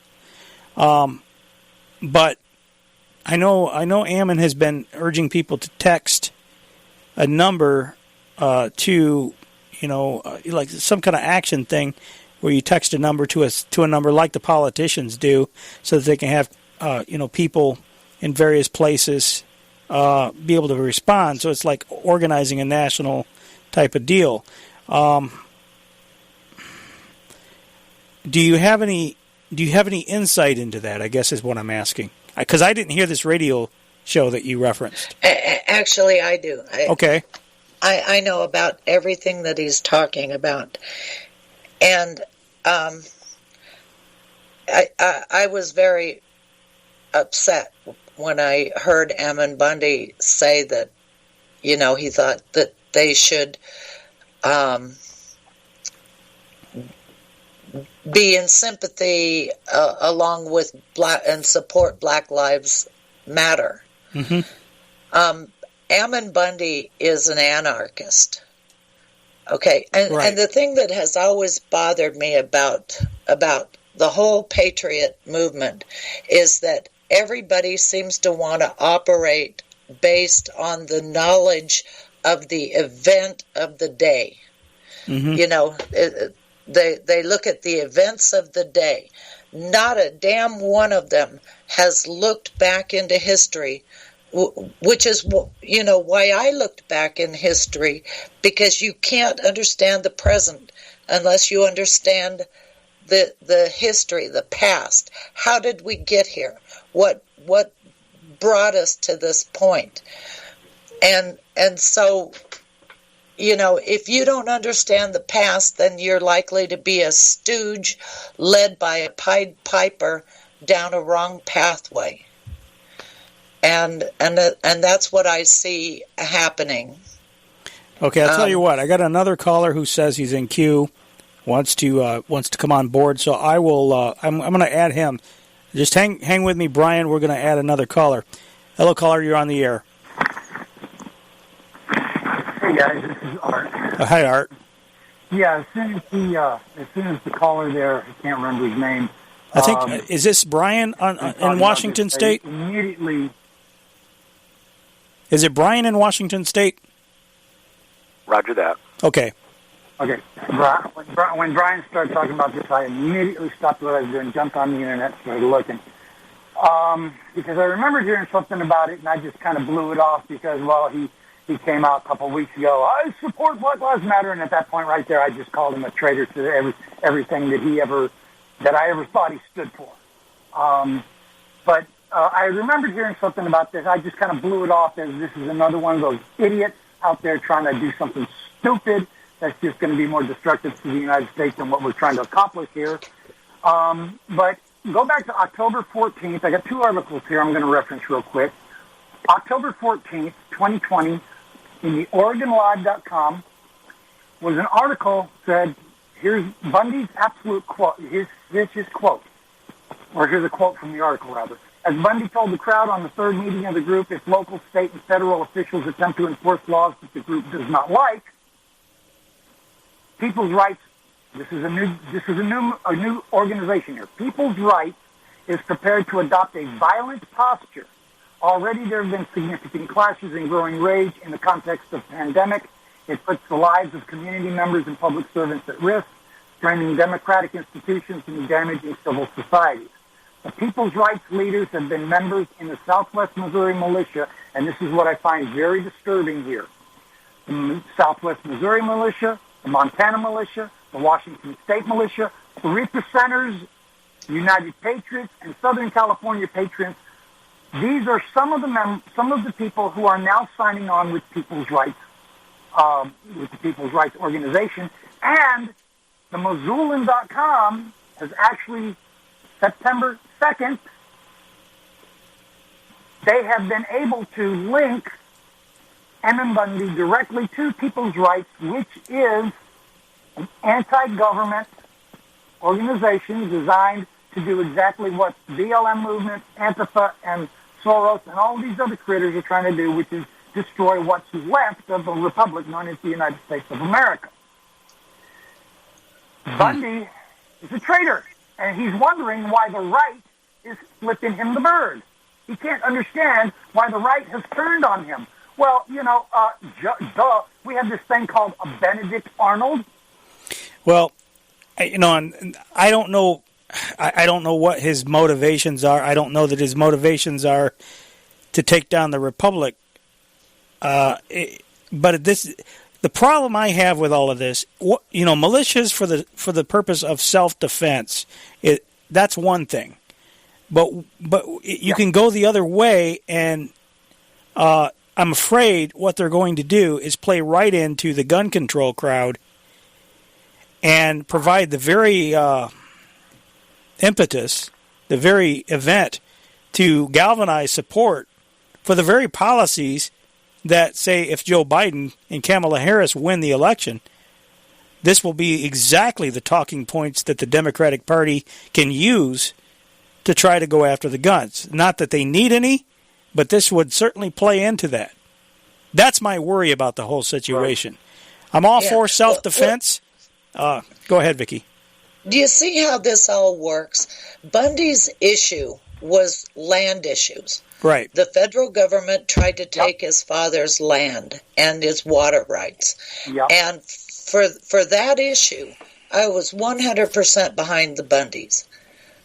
The federal government in the criminal enterprise that our government has become was stealing Western lands, and apparently they were selling it to people in foreign countries, like the Uranium One deal, and now Joe Biden's Burisma deal, and who knows, what part of America he sold, to as part of the whole globalization process.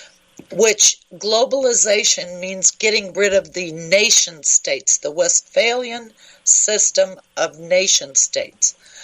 Okay, so Bundy, with his limited understanding of the whole geopolitical thing that's going on, he's an anarchist, and I doubt very seriously whether he understands what the outcome would be if he succeeded and we took down the American government. As bad as the government is, it's our only hope for retaining our nation state. And without the nation state, we're just all, one of 9 billion people. We have no rights except for the, what's written in the UN Charter, a set of positive rights that can be taken away at will. So you have no rights. But you have, in order to understand all of that, it takes a little bit more effort than just, looking at one issue and deciding on a political position, ignoring the entire geopolitical situation that we're in. Yeah, that's my biggest complaint about the entire Patriot movement. Yeah, go ahead. And remember when you were on, when you were on as my guest, a month and a half ago, we talked about this, that people don't know history, and that's why you and I, we'd like to go back, we like to look at history, and we talked about this when you came on as a guest. We talked about how we go back, we look at history, and we begin to connect the dots, and we look at the chain of events, and we see the overall picture, and that's what people like Ammon Bundy are not doing. They're not looking at the overall picture. They're not looking at history. And everything he's done since he's come out in support of Black Lives Matter is an absolute slap in the face to people like you and me and everyone else who supported him, and a major slap in the face to the people who showed up out there to support him in person. Yeah, some of whom are still in prison. Yes, there's some of whom, and I don't know what the number is, but some of them are still in prison. They're still locked up out of that support. Yeah. So I have a suggestion. Go ahead, Brian. Go ahead. If if we have something like the English television series Tinker Tailor Soldier Spy, we are the high-level intelligence running the whole country, and I have sprinkled some data dots and a crumb trail to follow. We can't really discuss this adequately without listening to Mark Window's show, blah, blah, all that stuff that, you can go back in the archive. I made myself pretty clear. If once we looked at all that, then we could discuss this a little more knowledgeably. I am desperately having one other subject that I want to make sure I get in on the show, and you aren't keeping me. I just to explain an idea. Okay, I think we've adequately addressed this for now. Thank you. So go ahead.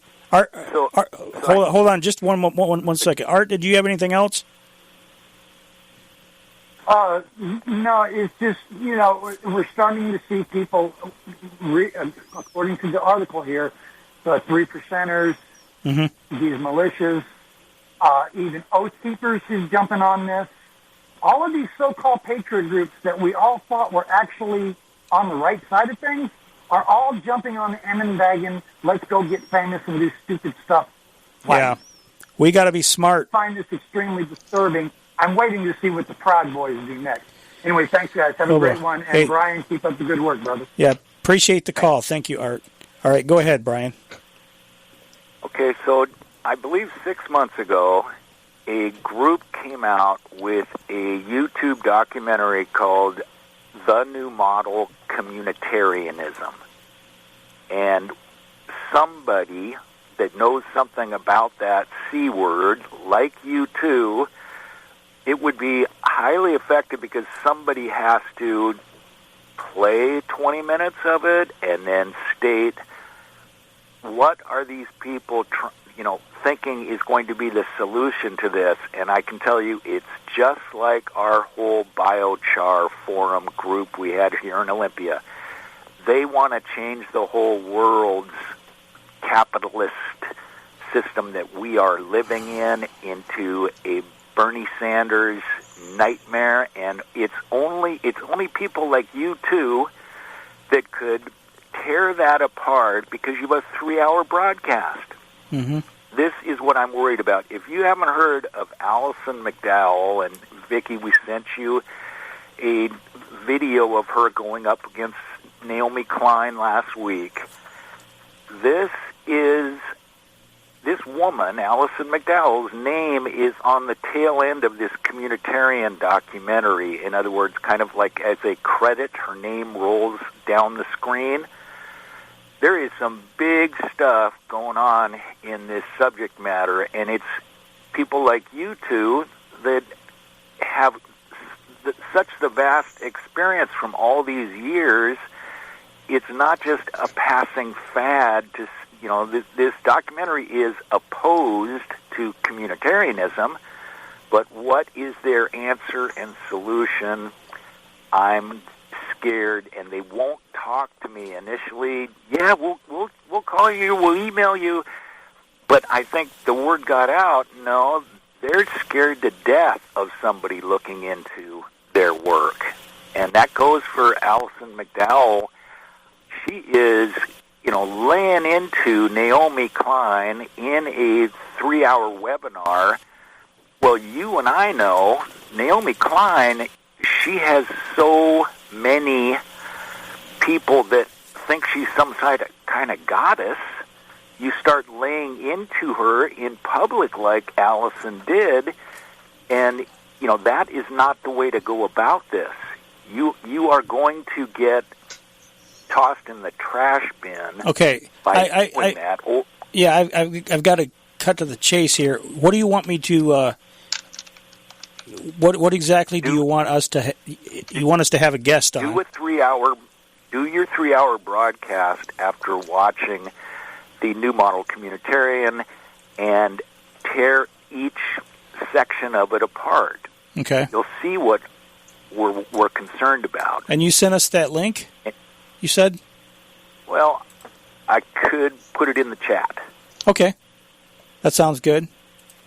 Yeah, I had to look up the name Naomi Klein. I remember now, Disaster Capitalism. But I think I heard her say recently she is a social democrat. So she's on the left-hand side of things as well, you know. Mm-hmm. But I tried to contact Alison McDowell, and she kind of she said to contact her or something, but she wasn't too interested in what I had to say. So I just thought, well, forget that. You know, I'm not interested in sharing information with people that are not interested in hearing it. But well, we got her on the phone. What people don't, with Laura. I don't know if people understand this or not, but communitarianism is a made-up philosophy because the global game plan, the geopolitical game plan, is to automate absolutely everything. And so in order to automate everything, you have to have a global IT department, if you will. And IT departments, in all corporations, it's the IT department that runs the systems, they build the systems, they do everything. And so I think communitarianism is a made-up philosophy to justify the establishment of a global IT department that can do anything. The IT department that says, we need your property because we're going to run a gas line through here. Or, you know, we need to tear down your house because, you know, it's old and you know, you're spending $200 a year more on electricity than you should if you had a new house. Yeah, the greater good. You know, that sort of thing where they can just give edicts about the way that things are going to work in order to make their IT systems that control everything to work. Yeah, it's the greater good is how they sell it. You know, individual rights balanced away. They're balancing away your rights of the individual in favor of the greater good. The larger, the community, whatever size community, might be a local community or it might be the global community. Yeah, a community of two. It's a greater good for me to have all your money, so give it to me. Well, you know, individual liberty, property rights, as we've talked about here. You don't need any individual property rights because, hey, you could put a hotel in that spot. Yeah, because they're managing everything. The Kelo versus New London, Connecticut decision of the Supreme Court tilted. That was a communitarian decision. The woman who was fighting to keep her house from being bulldozed because the city wanted it for profit purposes, not for a highway or something that eminent domain had been traditionally used for. Pfizer Pharmaceutical wanted that property. Yeah, and the last time I checked, it was still vacant. After they tore down her house, the deal fell through, and they never bothered to build anything there. Yeah, so the whole decision, took away her property. Yeah, but that's communitarianism. We're going to take everything away from you and give it to the community. But the problem is, who's the community? It's a faceless entity that doesn't really have a soul. It's nothing. There's nothing to it. That's right. Brian, I got to move on. I don't know if we addressed what you were saying, but I can certainly look up the new model communitarian. There is one thing I forgot. He talked about insurance, and that is a really important issue, is insurance. Because if you think about what insurance is, it's a big pot of money that is going to pay out based upon the actuarial statistics. And they use like the law of averages. You know, so they have a big pot of money to work with. And I do believe what Catherine Austin Fitts said about it being spent and lost. Because I remember during 9/11, I saw one video one time about the firemen. They took all their pension funds for the police and fire and whatever, and they lost those pension funds in the stock market. Mm-hmm. And so, I think insurance and insurance pools of money are very big into this whole thing. And if you look at businesses of the future, and I remember this from the 1990s when they were looking at genomics as the business investments of the future. Right. The study of the human genome and genetic therapies and stuff like that. So I would guess that they probably invested a lot of money into that arena. But then, of course, it's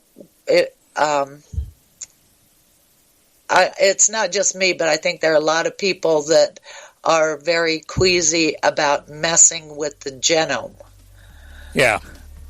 I would agree with that. Especially when what they're talking about is preventative illness. I mean, you might have a propensity for a genetically transmitted disease, but that doesn't mean you're going to get it. Exactly. And that's the problem I have with a lot of this stuff that's being promoted with regard to women getting their breasts cut off to prevent breast cancer because they have some sort of a gene. Even Catherine Albrecht bought into that. I was very disappointed because the celebrity, what was her name? Oh, I know who you mean. The wife of she's former really wife of weird. Brad Pitt, Angelina Jolie. Brad Pitt's wife, yeah. Angelina Jolie. She was promoting that. Anyway, we've got the break. Stay with us.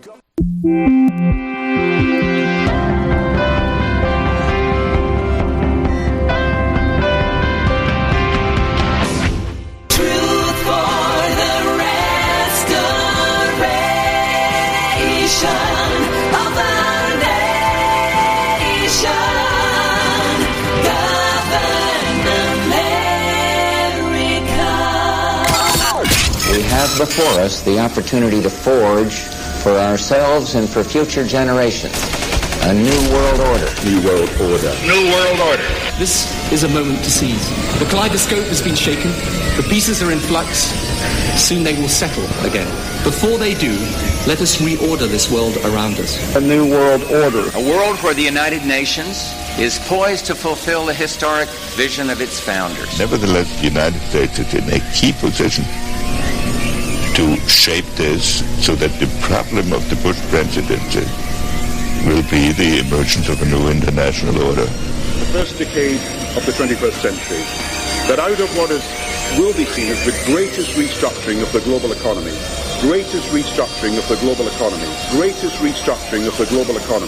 a new world order was created. Documenting the crisis of our republic. The very word secrecy is repugnant in a free and open society. And we are, as a people, inherently and historically opposed to secret societies, to secret oaths, and to secret proceedings. Waging war on the New World Order. The councils of government, we must guard against the acquisition of unwarranted influence, whether sought or unsought, by the military-industrial complex. This is Govern America with Darren Weeks and Vicky Davis. Live from FEMA Regions 5 and 10, this is the third and final hour of Govern America. We are live, if in fact you're listening, on October 31st, 2020, Halloween, at 1:01 Eastern Daylight Time. We are in fact live. If you're listening some other time, we are not. I want to thank Brian, by the way, for calling in and calling my attention to some of the things that were going on. You know, this is the nice thing about a call-in talk show, that you learn things from the audience, too, because nobody can be in all places at all times and listen to all things at all times. And so it's fascinating to know that thing is in the works, what Ammon Bundy is up to, what he's doing. And Vicky, I think he's probably doing what he's doing out of genuine resolve. But as wrongheaded as it is, and I think it is incredibly wrongheaded and dangerous even. I would even say it was dangerous. But, his sincerity about it, I wouldn't doubt that he's serious and sincere. It's just very, very dangerous. And the thing is we supported him in, like you said, when the feds came to their ranch and were trying to take away the ranch. I was all on board at stopping the onslaught. I mean, when you've got snipers on the hills pointing at the ranch and everything is shaping up to be another Waco, Texas type of situation, then it gets very volatile very quick. And the Bundys went on talk radio. They made a big deal. People went there to defend them. Okay, but that was a self-defense maneuver. That was a self-defense thing. The situation out in Malheur, we did not support him on that. We supported him only to the degree that we didn't abandon him. And I think we talked about it and stressed at the time. We don't like what he's doing. We don't agree with the move. But at the same time, even though he was engaging in activities we didn't agree with, we didn't abandon him because of the basic idea that he was sincere in his efforts, and the thought is that he was being led astray by somebody on the other side. As it turns out, he was the one that came up with the idea, according to what he said. So we can't give him that benefit of the doubt now. I don't like... During that whole thing, I was supportive of the Hammonds, and the whole episode turned out to be something different than it was initially presented to be. It was like a bait and switch type of deal. Yeah, I mean, I walked into that totally naive. I thought it was a rally for the Hammonds, and I'd researched the Hammonds and what happened to them, and I thought it was just an incredible injustice. And so, you take what happened to the Bundys at the Bundy Ranch, and then take a look at what happened to the Hammonds, and you begin to see a pattern. Yeah. And that's what I saw. But then after that's all over, and you're right, there are some people that are still in jail, and I'm not sure why if they released some of them because of the evidence, they all should have been released, all of them. Yeah. But at this point in time, I don't think we can give Ammon Bundy the benefit of a doubt anymore. I guess that's what I'm really saying. I have a real problem with the stuff that he's doing now. Starting with Malheur, as I said, we were one of the few that didn't abandon him during that time. A whole lot of people did. And now, as we certainly never defended what he did, in leading people to occupy a federal building. But to the degree that which this was, and I shared your confusion about the situation, our thought is that this is to call attention to the Hammond family situation, who had been unjustly prosecuted for arson because they were fighting fire, a wildfire with fire. They were trying to protect their buildings from going up in smoke, and the Bureau of Land Management went after them. Right. Well, and it turns out that their property is very prime property, and the government wanted their property too. So the underlying issues of both things were the same. Let me tell you what my dilemma is, though, with people's rights. They are organizing. Unfortunately, or fortunately, Ammon happens to be a very charismatic person. Mm-hmm. He is a leader of people. And I just wish to hell that he had more knowledge, more understanding of the whole geopolitical picture. I'm not setting them aside. I'm following all of it because it may turn out to be that, for all their lack of understanding of the bigger picture, it may be that they will be needed to protect people because we know that our government has gone sideways. We know that there is a big communist movement out there. Yeah, but he says he's in support of that very communist movement at this point. But it's because he doesn't. I have to believe that it's because he doesn't understand. But if they come to a town and they start burning down houses, I think Ammon Bundy will get straight in a hurry. Yeah, but they already are burning down businesses. Does he not? Here's the thing that I question. Ammon lives in Emmett, Idaho. Yeah, but don't they have television out in Emmett, Idaho? I mean, they're not Probably that backward. Not. It couldn't be that backward, I would imagine. Of course they have television, but they don't have a lot of sophisticated information sources. Let's put it that way. Okay. I wish to God he'd just stick to milking cows. I mean, I'm all in favor. People, we need defense in the country. I understand that. And I also understand the historical roles of militias in the United States. Everybody was a militia. If you're between the ages of, 16 and 45 or something like that, you were automatically the militia. The problem is that now we're so beyond that point in our country. You have, and some might even make the case, part of the reason why, maybe the reason why, all of these militant left-wing groups are there is because they're begging for a response from the right wing.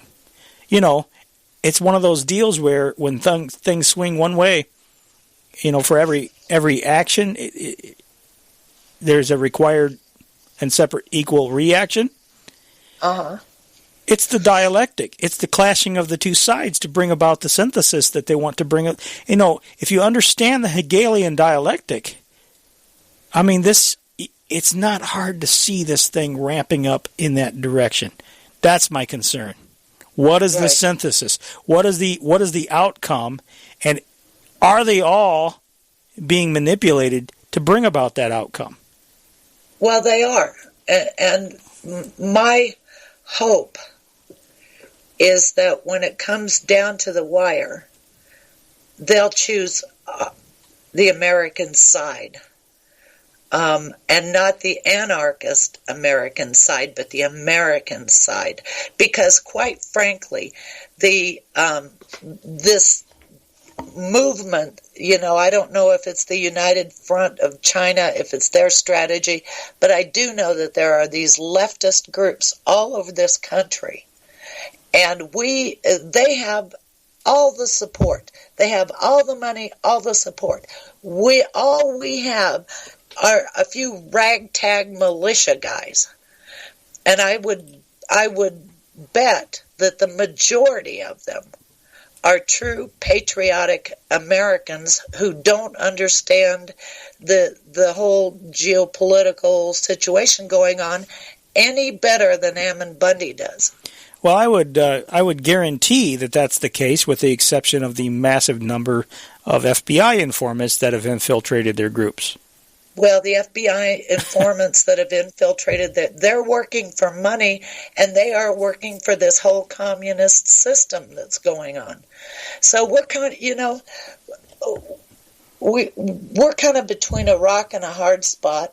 We have a bunch of cowboys out there who are ready and willing, and they don't have the full picture. So it's kind of like we need to help them understand the bigger picture.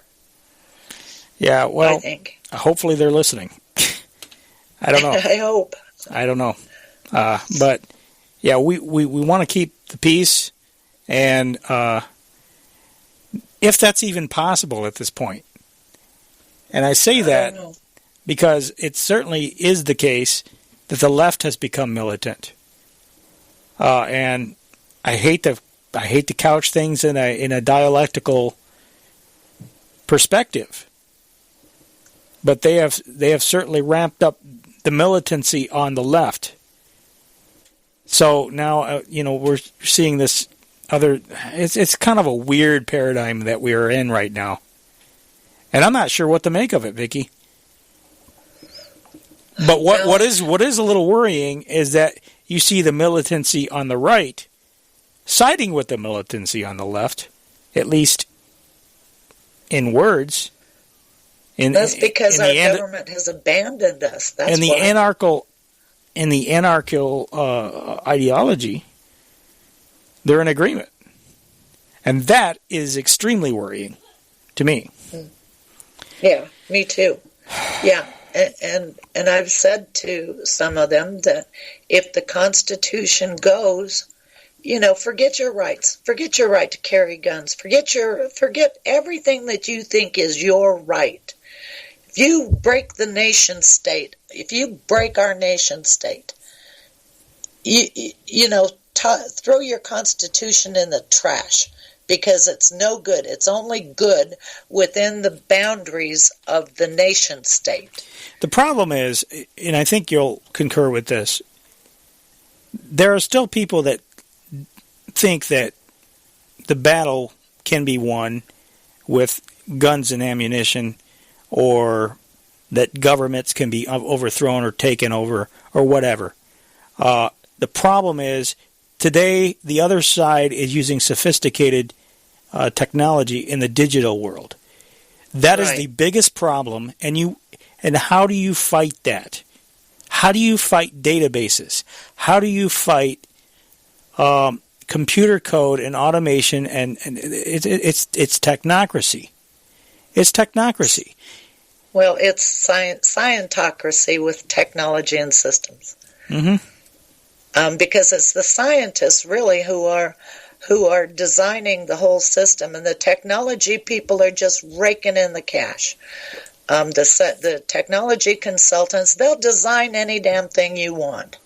If you want to put sensors in grocery bags, so that you can report back, where people shop, where do they come from to shop at this store? They'll do it. They don't care.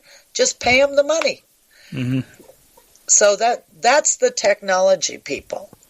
But it's really the scientists who are driving this whole agenda. And if you go back in history, it goes before World War II, but when they created the United Nations, the Economic and Social Council, ECOSOC, that's where the scientific dictatorship has its origins.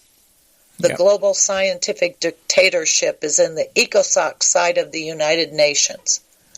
Yep, exactly. And they in that presentation, I found that University Research Corporation. Go take a look at the University Research Corporation with that guy, what's his name? Dennis Carroll. And he was in that CSIS video that I gave you the link to. Okay. And listen to what that guy has to say. And look at the organization, because it's an organization. They have a staff of 20,000 people. And they have an initiative called, let me tell you what this initiative is called. Oh gosh, I didn't write it down. One Health or something. Yeah, One Health is the initiative that they're working on. And according to them, One Health means human, animal, and ecosystem, and they intend to manage it all. Wow. Okay? Yeah, that's significant. Yeah, it is. Connecting human health with that of the planet. That video should be studied for what those people have to say. Connecting human health with that of the planet. Global agenda. Yeah, it's all Agenda 21. Everything that's been coming down the pipe is Agenda 21. And it goes even back further than that, really. The plan has been in place for many, many years, decades.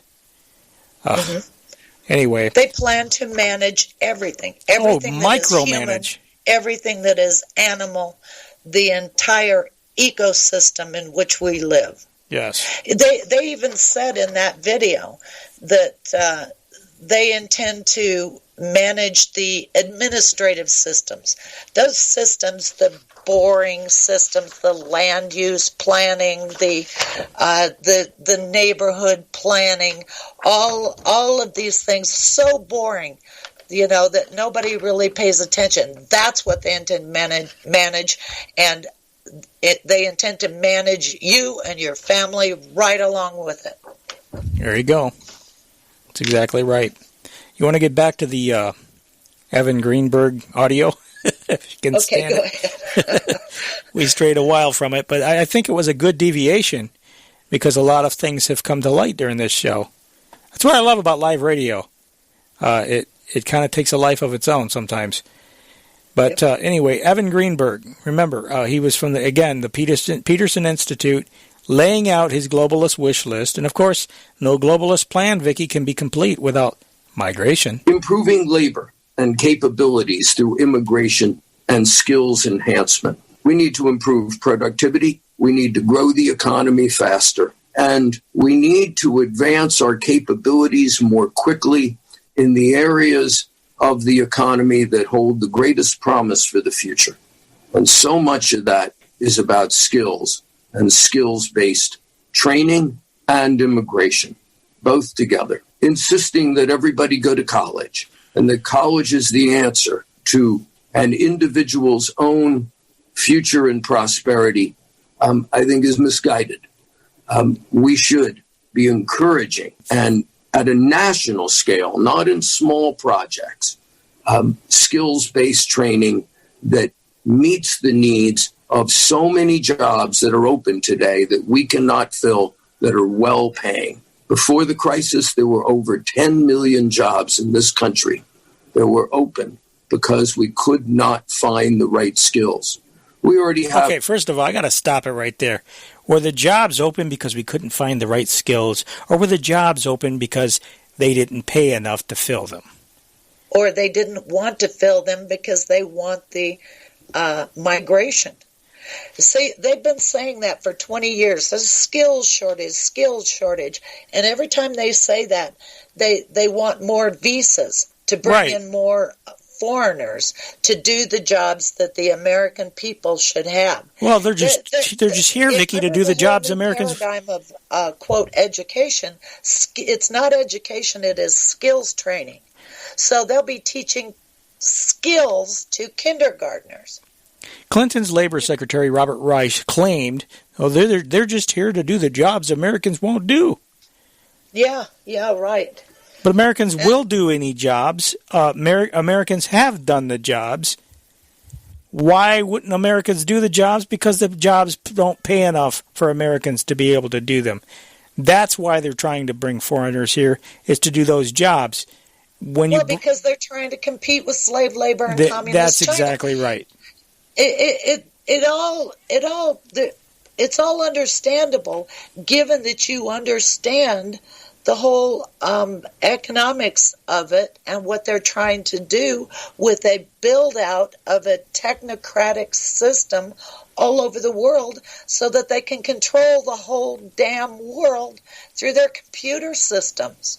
Yeah, exactly right. We already have the infrastructure in place as a nation.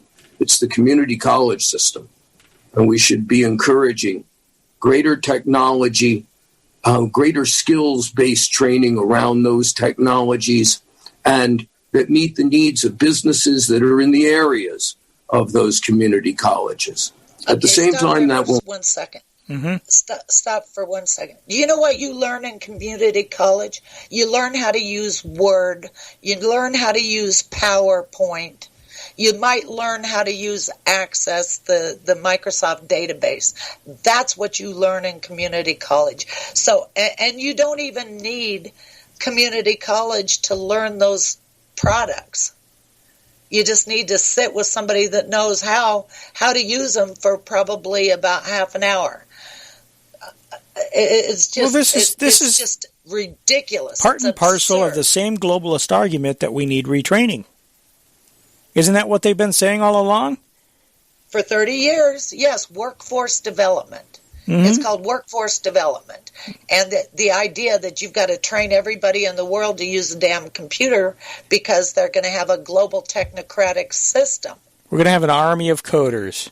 Right. They make it seem like that. Yeah, they make it seem like that they're going to have people doing this high-end computer coding and stuff. Well, the news is there aren't that many of those kinds of jobs. There aren't enough people that have those kinds of skills, no matter how many people you run through the community college. Yeah. You know. So, all right, continuing on here. At the same time, that won't be enough. We need immigration at scale. When the pandemic crisis has passed, that would allow us to import much more talent that would enhance our ability in those skills. And by the way, together the growth of that population will enhance the growth of our economy. And faster economic growth is what we need if we want to spend the money that government needs to spend to enhance business capability and economics in this country. Investing in digital and physical infrastructure, rails, ports, 5G digital communication. That's a force multiplier for competitive growth. 5G. Those are the areas that the government should be investing in. Deficit spending in areas like that, that's a force multiplier. That's an investment in future economic growth and competitiveness in this country. And that's the kind I certainly would encourage we embrace. It's growth for the bottom line of the technology companies, but it's death for the real economy. Death for the real economy. And lower wages. You know why this guy is so hot on pumping this? Because his family is in insurance. And what is insurance? It's all brain work. It's all computers. It's all technology, you know, and he won't be happy until we've imported enough people that he can pay programmers $1 an hour. Yep, that's exactly right. He's looking out for himself, as they always do. And just when you think it can't get any worse, Vicky. North America and North America competitiveness. When I imagine the competitive profile of our country, I can think of, in the top list of priorities, I can think of nothing more important than deeper integration of North America. It's Canada and the United States culturally and by rule of law and the direction we're going in. We will continue to deepen our integration. The question is really one around Mexico. Supply chains are reorganizing in the world. They will over a number of years to come. There has been zero FDI investment into Mexico for the past 2 years. There has been very little domestic investment in Mexico. Why should there be? For the past 2 years. We should be asking ourselves why. We've signed a USMCA agreement, and we are complementary with Mexico in terms of the capabilities we bring and the capabilities that Mexico brings. And more supply chain and more business ought to be moving there. And the consumer... You hear that? More business ought to be moving there. I mean, he's saying it right there. You know, we should have a mass exodus of jobs there so that we can bring Mexico up. I mean, and you know what, Mexico? They already did that. Actually, they when they signed the NAFTA agreement originally, there was a mass exodus of manufacturers to Mexico. But then what happened? You know, they signed an agreement. China used Mexico to both flood our markets with goods, and then those manufacturers that were in Mexico, they moved to China. Mm-hmm. Yeah, that's right. Yep. It's mind blowing.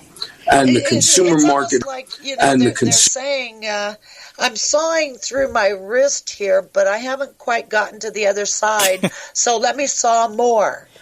You know, that's what they're saying. We have globalization, but we don't have enough, so let's keep sawing until we've killed it all here. Well, that's exactly right. I mean, obviously, he's not slitting his own, to continue your metaphor, he's not slitting his own wrist. So he doesn't care that he's slitting yours. Right. And that's just it. Globalization does work for some people. And that's why he's making the argument. And the consumer market and the middle class ought to be growing in Mexico. There is a problem. Now, we don't give a Yeah, there is a problem. The problem is that when you kill off the American economy, we get pissed off. That's the problem. He's saying you don't give a crap about the middle class, the consumer class, or whatever you want to call it in the United States. Let's just build up Mexico. Let's have everything go down there. There's an insurance market there, you know. Nothing wrong with the Mexicans, but hey, have a big insurance market. That's where they want to go. These people want to give away our country to every third world, nation, and you can't help other countries out of poverty if you're not in a position of strength yourself. And the whole point of all of this really is to weaken the United States, to drive us into poverty so that we can be just like the socialist cesspool hell that every other crackpot third world country is in. Yeah, well, communist China is the model. They have a communist government and the technology and systems to manage the people in a slave worker system. And we're adopting... That's what these people want for this country. And the track and trace stuff is all modeled after the communist model, too. Yes, yeah, it's all the part social of it. credit scoring. The technocratic control systems. The social credit score everything. Was around even before the COVID was. We were talking about that on this program. Anyway, continuing. The current economic direction of the country, security, sanctity of contract, efficiency and capability within the bureaucracy are all issues we should be addressing. The political direction of the country is in the wrong direction. And I would encourage that we focus on this with a whole of government strategy. The political direction is in the wrong direction. I assume he's talking about Donald Trump. It is only America that can provide influence and help Mexico to move in a direction that will encourage deeper North American integration. Promote innovation through government and private sector partnerships. Public-private partnerships. We need more investment. What he really means is government money and their private profit. That's what he really means. We need more investment in R&D and in the basic sciences and technologies that can then be applied to application that grows the economy. We're at a low point in that kind of investment. Industrial policy is not a bad word, and yet in our lexicon we don't embrace that term. Industrial policy that picks winners and losers is the wrong direction in my judgment. The government should never pick winners and losers, but an industrial policy that supports the development of the basic sciences and technologies that will fuel the development of our economy is an enlightened view of industrial policy. And I would encourage that. I would say that everything he's talking about here is exactly picking winners and losers. That is exactly what he's advocating. He can say that they shouldn't do that, but that's exactly what he's advocating. Right, and every dollar that the government spends on research, they're spending it for private profit, because whatever it is that is developed with those research dollars is given to the person who develops it. Mm-hmm. So you have taxes going to pay for the development of products for the few. Yeah. You know, it's and the products that they're developing are enslaving all of us.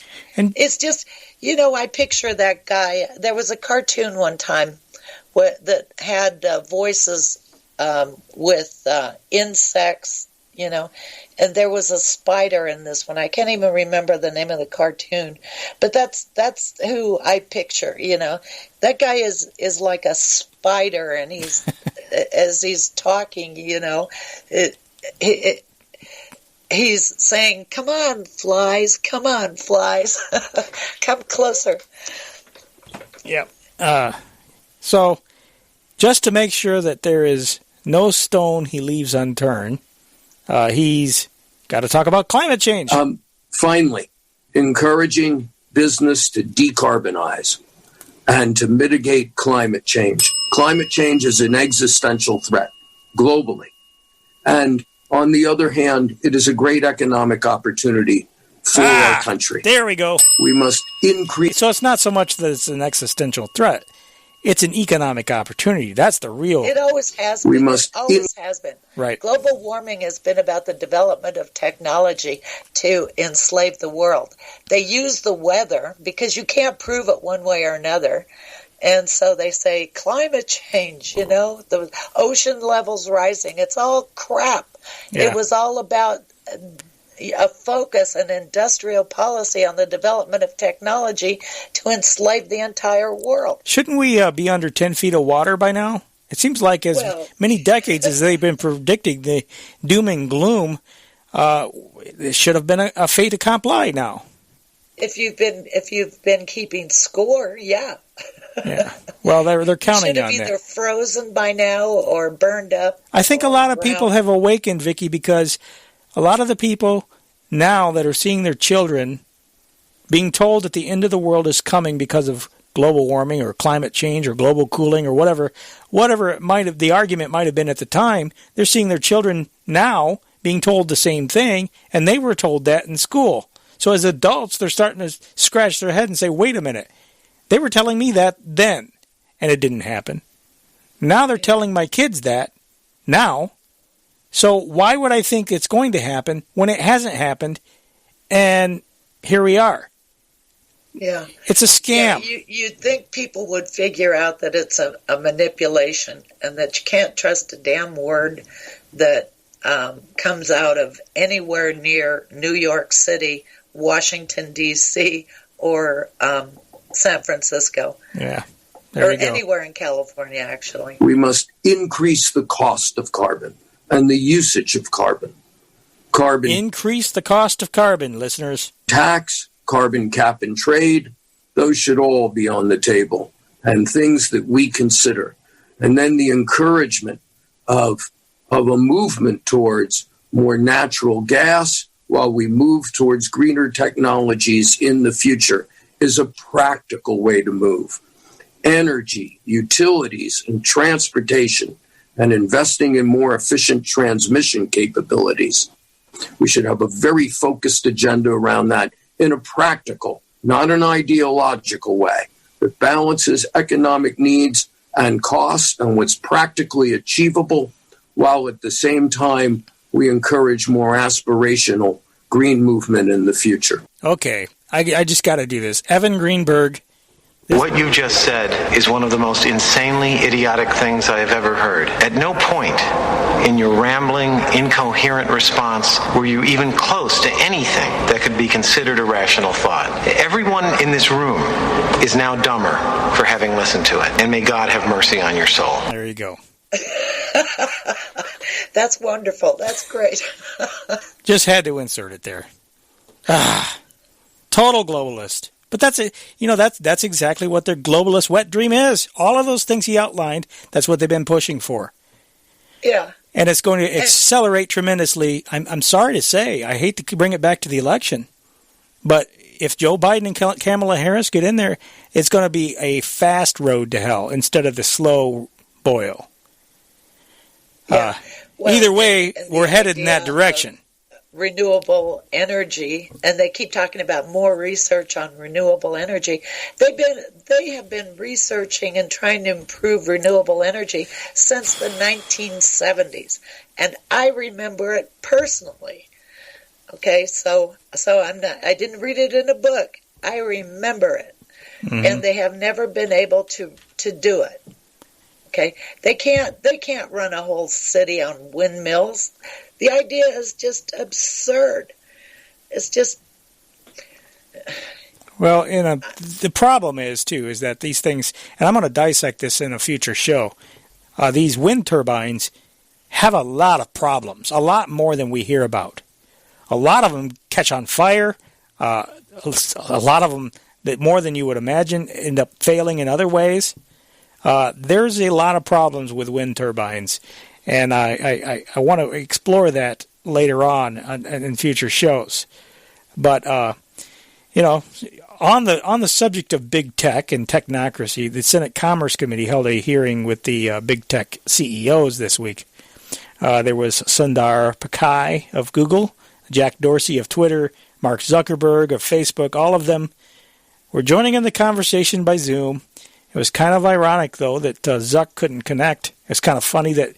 the big tech giant CEO left to his own devices couldn't actually figure out how to make Zoom work. Members should be advised at this point that we are unable to make contact with Mr. Mark Zuckerberg.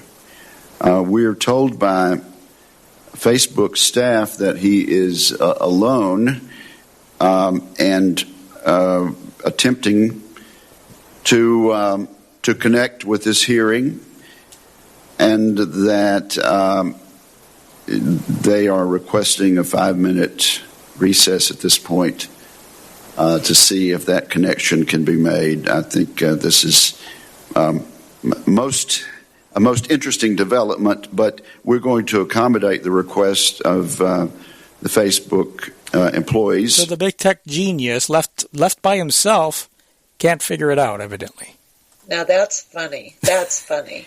Yeah, it was interesting that the Facebook staff told, he's alone. He's alone. Yeah. And he doesn't have a support staff. How tough is it to connect through Zoom?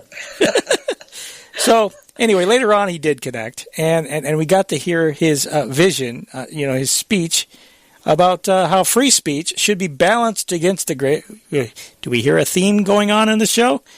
Free speech should be balanced against the greater good, Vicky. Every day, millions of Americans use the internet to share their experiences and discuss issues that matter to them. Mm-hmm. Setting the rules for online discourse is an important challenge for our society, and there are principles at stake that go beyond... Setting the rules for online discourse. It's important. It's important to have those rules in place. ...on any one platform. How do we balance free expression and safety? How do we define what is dangerous? Who should decide? I don't believe that private companies should be making so many decisions about these issues by themselves. I don't think they should be making them at all. And at Facebook... Huh? At all, period. We often have to balance competing equities. Sometimes the best approach from a safety or security perspective isn't the best for privacy or free expression. So we work with experts across society to strike the right balance. We don't always get it right, but we try to be fair and consistent. We work with experts, meaning they're fact checkers that work for the left-wing organizations that want to shut everybody else down that's telling the truth. The reality is that people have very different ideas and views about where the lines should be. Democrats often say that we don't remove enough content, and Republicans often say we remove too much. I expect that we'll hear some of those criticisms today. And the fact that both sides criticize us doesn't mean that we're getting this right.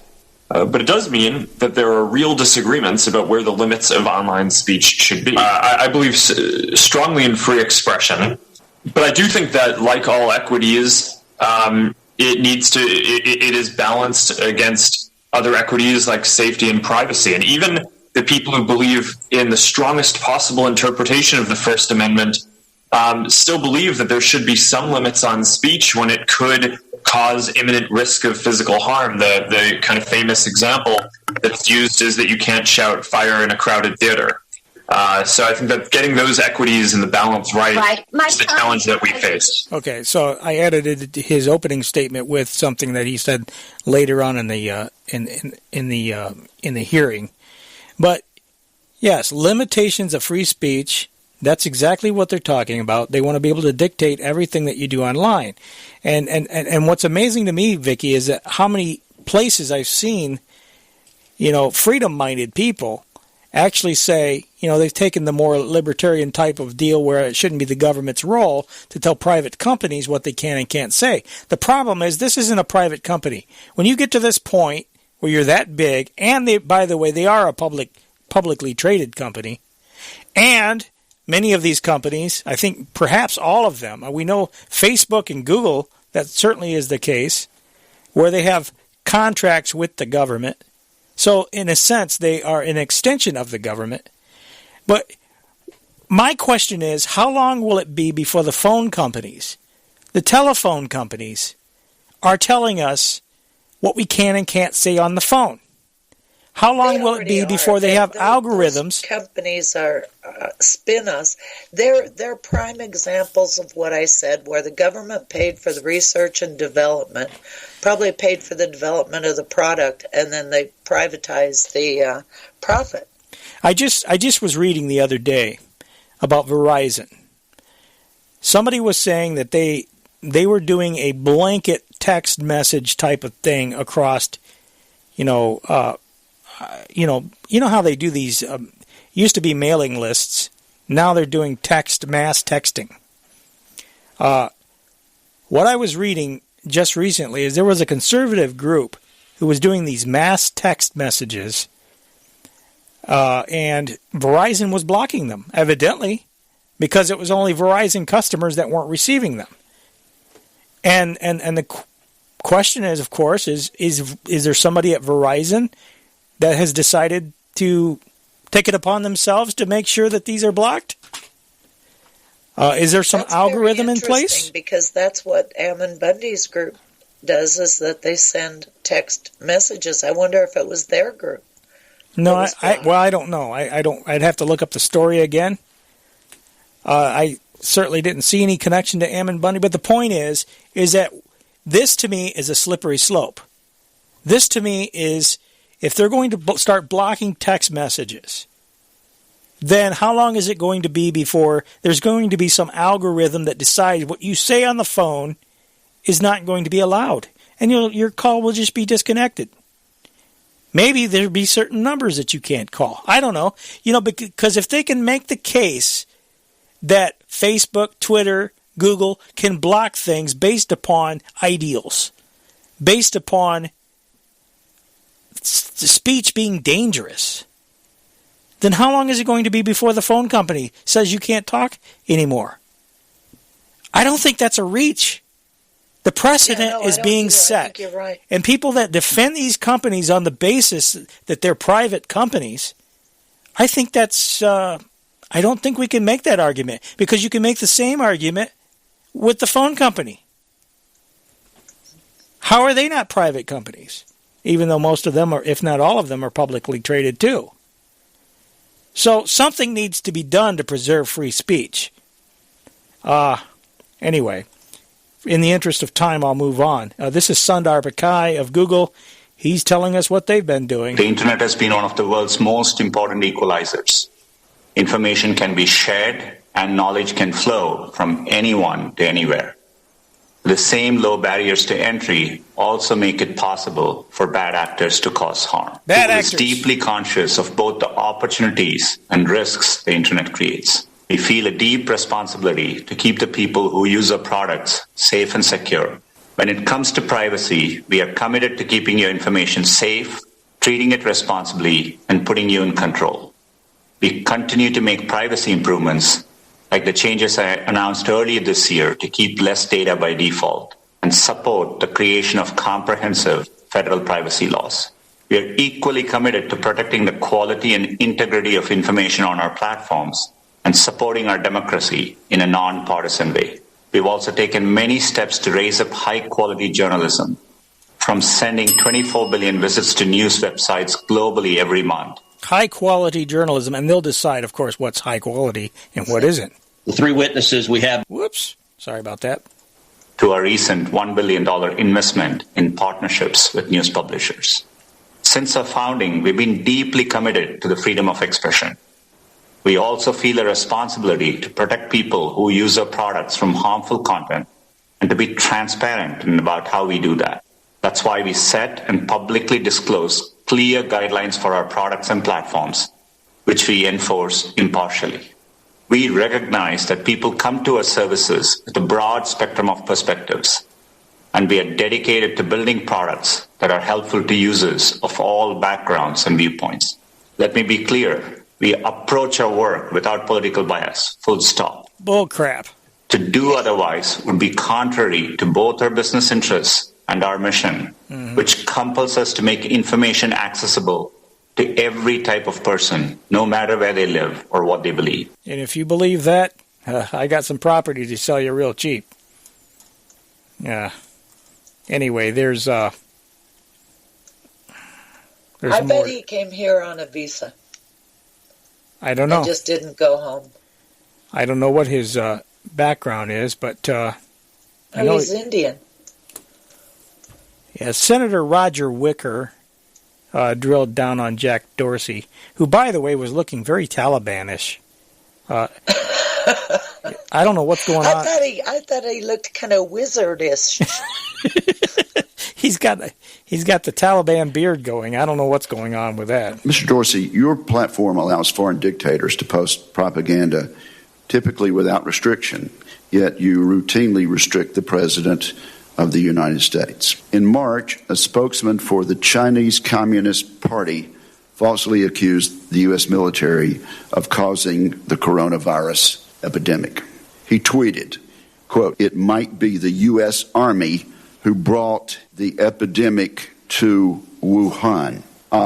After this tweet was up for some 2 months, Twitter added a fact-check label to this tweet after being up for 2 months. However, when President Trump tweeted about how mail-in ballots are vulnerable to fraud, a statement that I subscribe to and agree with, and a statement that isn't in fact true, Twitter immediately imposed a fact-check label on that tweet.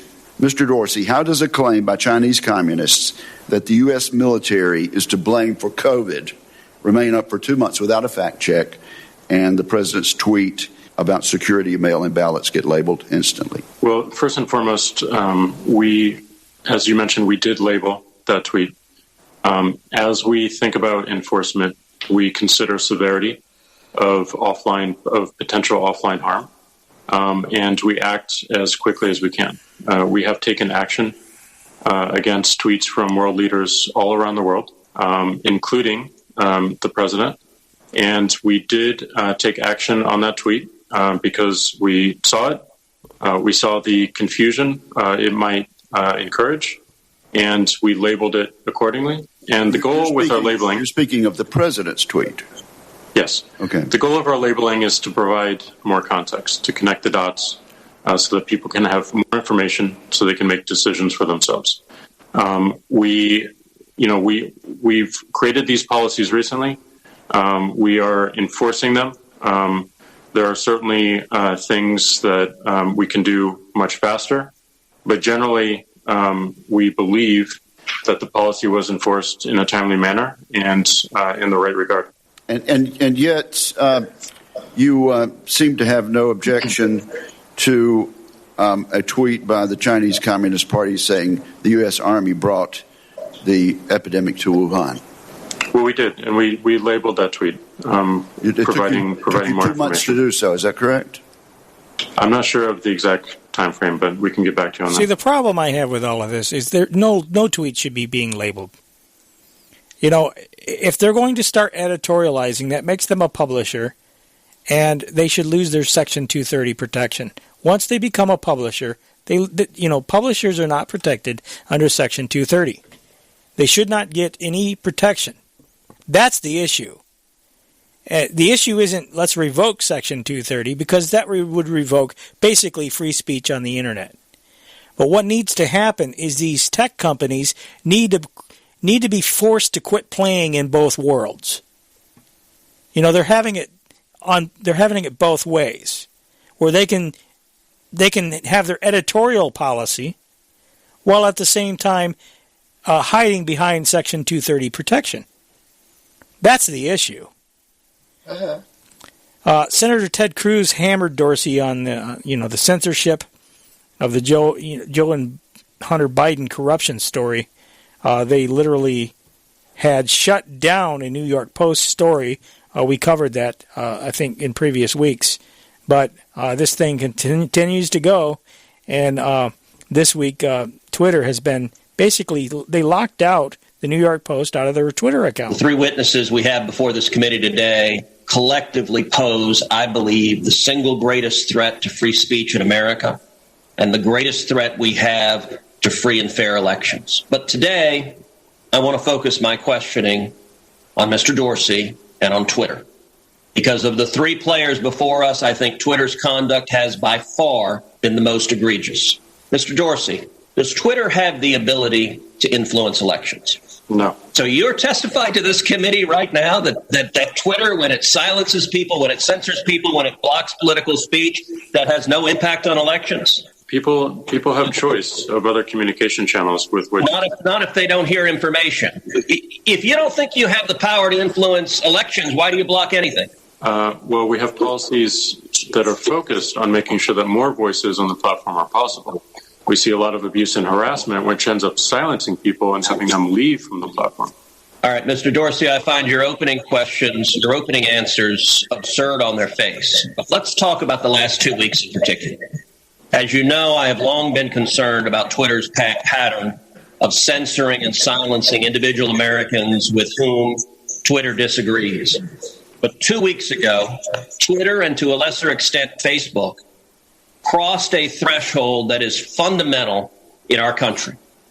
2 weeks ago, Twitter made the unilateral decision to censor the New York Post in a series of 2 blockbuster articles, both alleging evidence of corruption against Joe Biden, the first concerning Ukraine, the second concerning communist China. And Twitter made the decision, number one, to prevent any user, from sharing those stories. And number two, you went even further and blocked the New York Post from sharing on Twitter its own reporting. Why did Twitter make the decision to censor the New York Post? We had a hack materials policy. When was that policy adopted? In 2018, I believe. In 2018, go ahead. What was the policy? So the policy is around limiting the spread of materials that are hacked. Okay, but this wasn't hacked, and they clearly identified that in the story. What the source of it was a hard drive that was left at the computer store by Hunter Biden. So it was clearly not hacked material. We didn't want Twitter to be a distributor for hacked materials. We found that the New York Post, because it showed the direct materials, screenshots of the direct materials, and it was unclear how those were attained, that it fell under this policy. Now, so in your view, if it's unclear the source of a document, and in this instance, the New York Post documented what it said the source was, which it said it was a laptop owned by Hunter Biden that had been turned into a repair store. So they weren't hiding what they claimed to be the source. Is it your position that Twitter, when you can't tell the source, blocks press stories? No, not at all. Our team made a fast decision. The enforcement action, however, of blocking URLs, both in tweets and in DM, in direct messages, we believe was incorrect. Okay, so they'll go on, and they ended up reversing it, and he said that all they had to do was delete the tweet, and then they could retweet the exact tweet, and their account would be freed up, and they do have their account back now. The point is this is what they've always been doing. They'll take 2 steps forward and then 1 step back when they're called out on it. Sometimes, when under pressure, they'll cave, but I don't think this was an accident. This wasn't a mistake. They know exactly what they're doing. They're playing games, and they're manipulating speech and thought in America. It's a dictatorial system. In the waning moments of the broadcast, speaking of the Biden story, Hunter Biden audio came out with Hunter Biden, and he it pretty much is clear he's admitting in this that his dad was involved. This is what I'm trying to get to my notes on this, but anyway, I'll just play the audio in the interest of time. I get calls from my father to tell me that the New York Times is calling, but my old partner Eric, who literally has done me harm for I don't know how long, is the one taking the calls because my father will not stop sending the calls to Eric. I have another New York Times reporter calling about my representation of literally, Dr. Patrick Coe, the spy. Oh, I'm sorry. I thought, you know what, I'm going to abandon that. I thought we bleeped any swear words that were in it. I apologize to the affiliates. I'll just leave that there, Vicky. Okay. I don't think I'll play any more of that audio. But basically, he talks about his cooperation, his partnership with the Chinese spy chief, and he talked about how his dad was involved in it as well. Despite the incredible denials, the repeated denials from Joe Biden, I don't think anybody's under any illusions, except those on the left that still believe the media, and then they're dang near hopeless at this point. Because, hey, it's either Russian propaganda or it's a smear campaign. Yep. That's our big challenge, is getting everybody united and woke up to what's really going on. But we're going to have to leave it there. Thanks, Vicky. Appreciate everything you do. Thank you, Darren. It's been a great program. Yeah, very enlightening. And by the way, folks... Documenting the rot of our republic. There you go. Go out and vote, folks.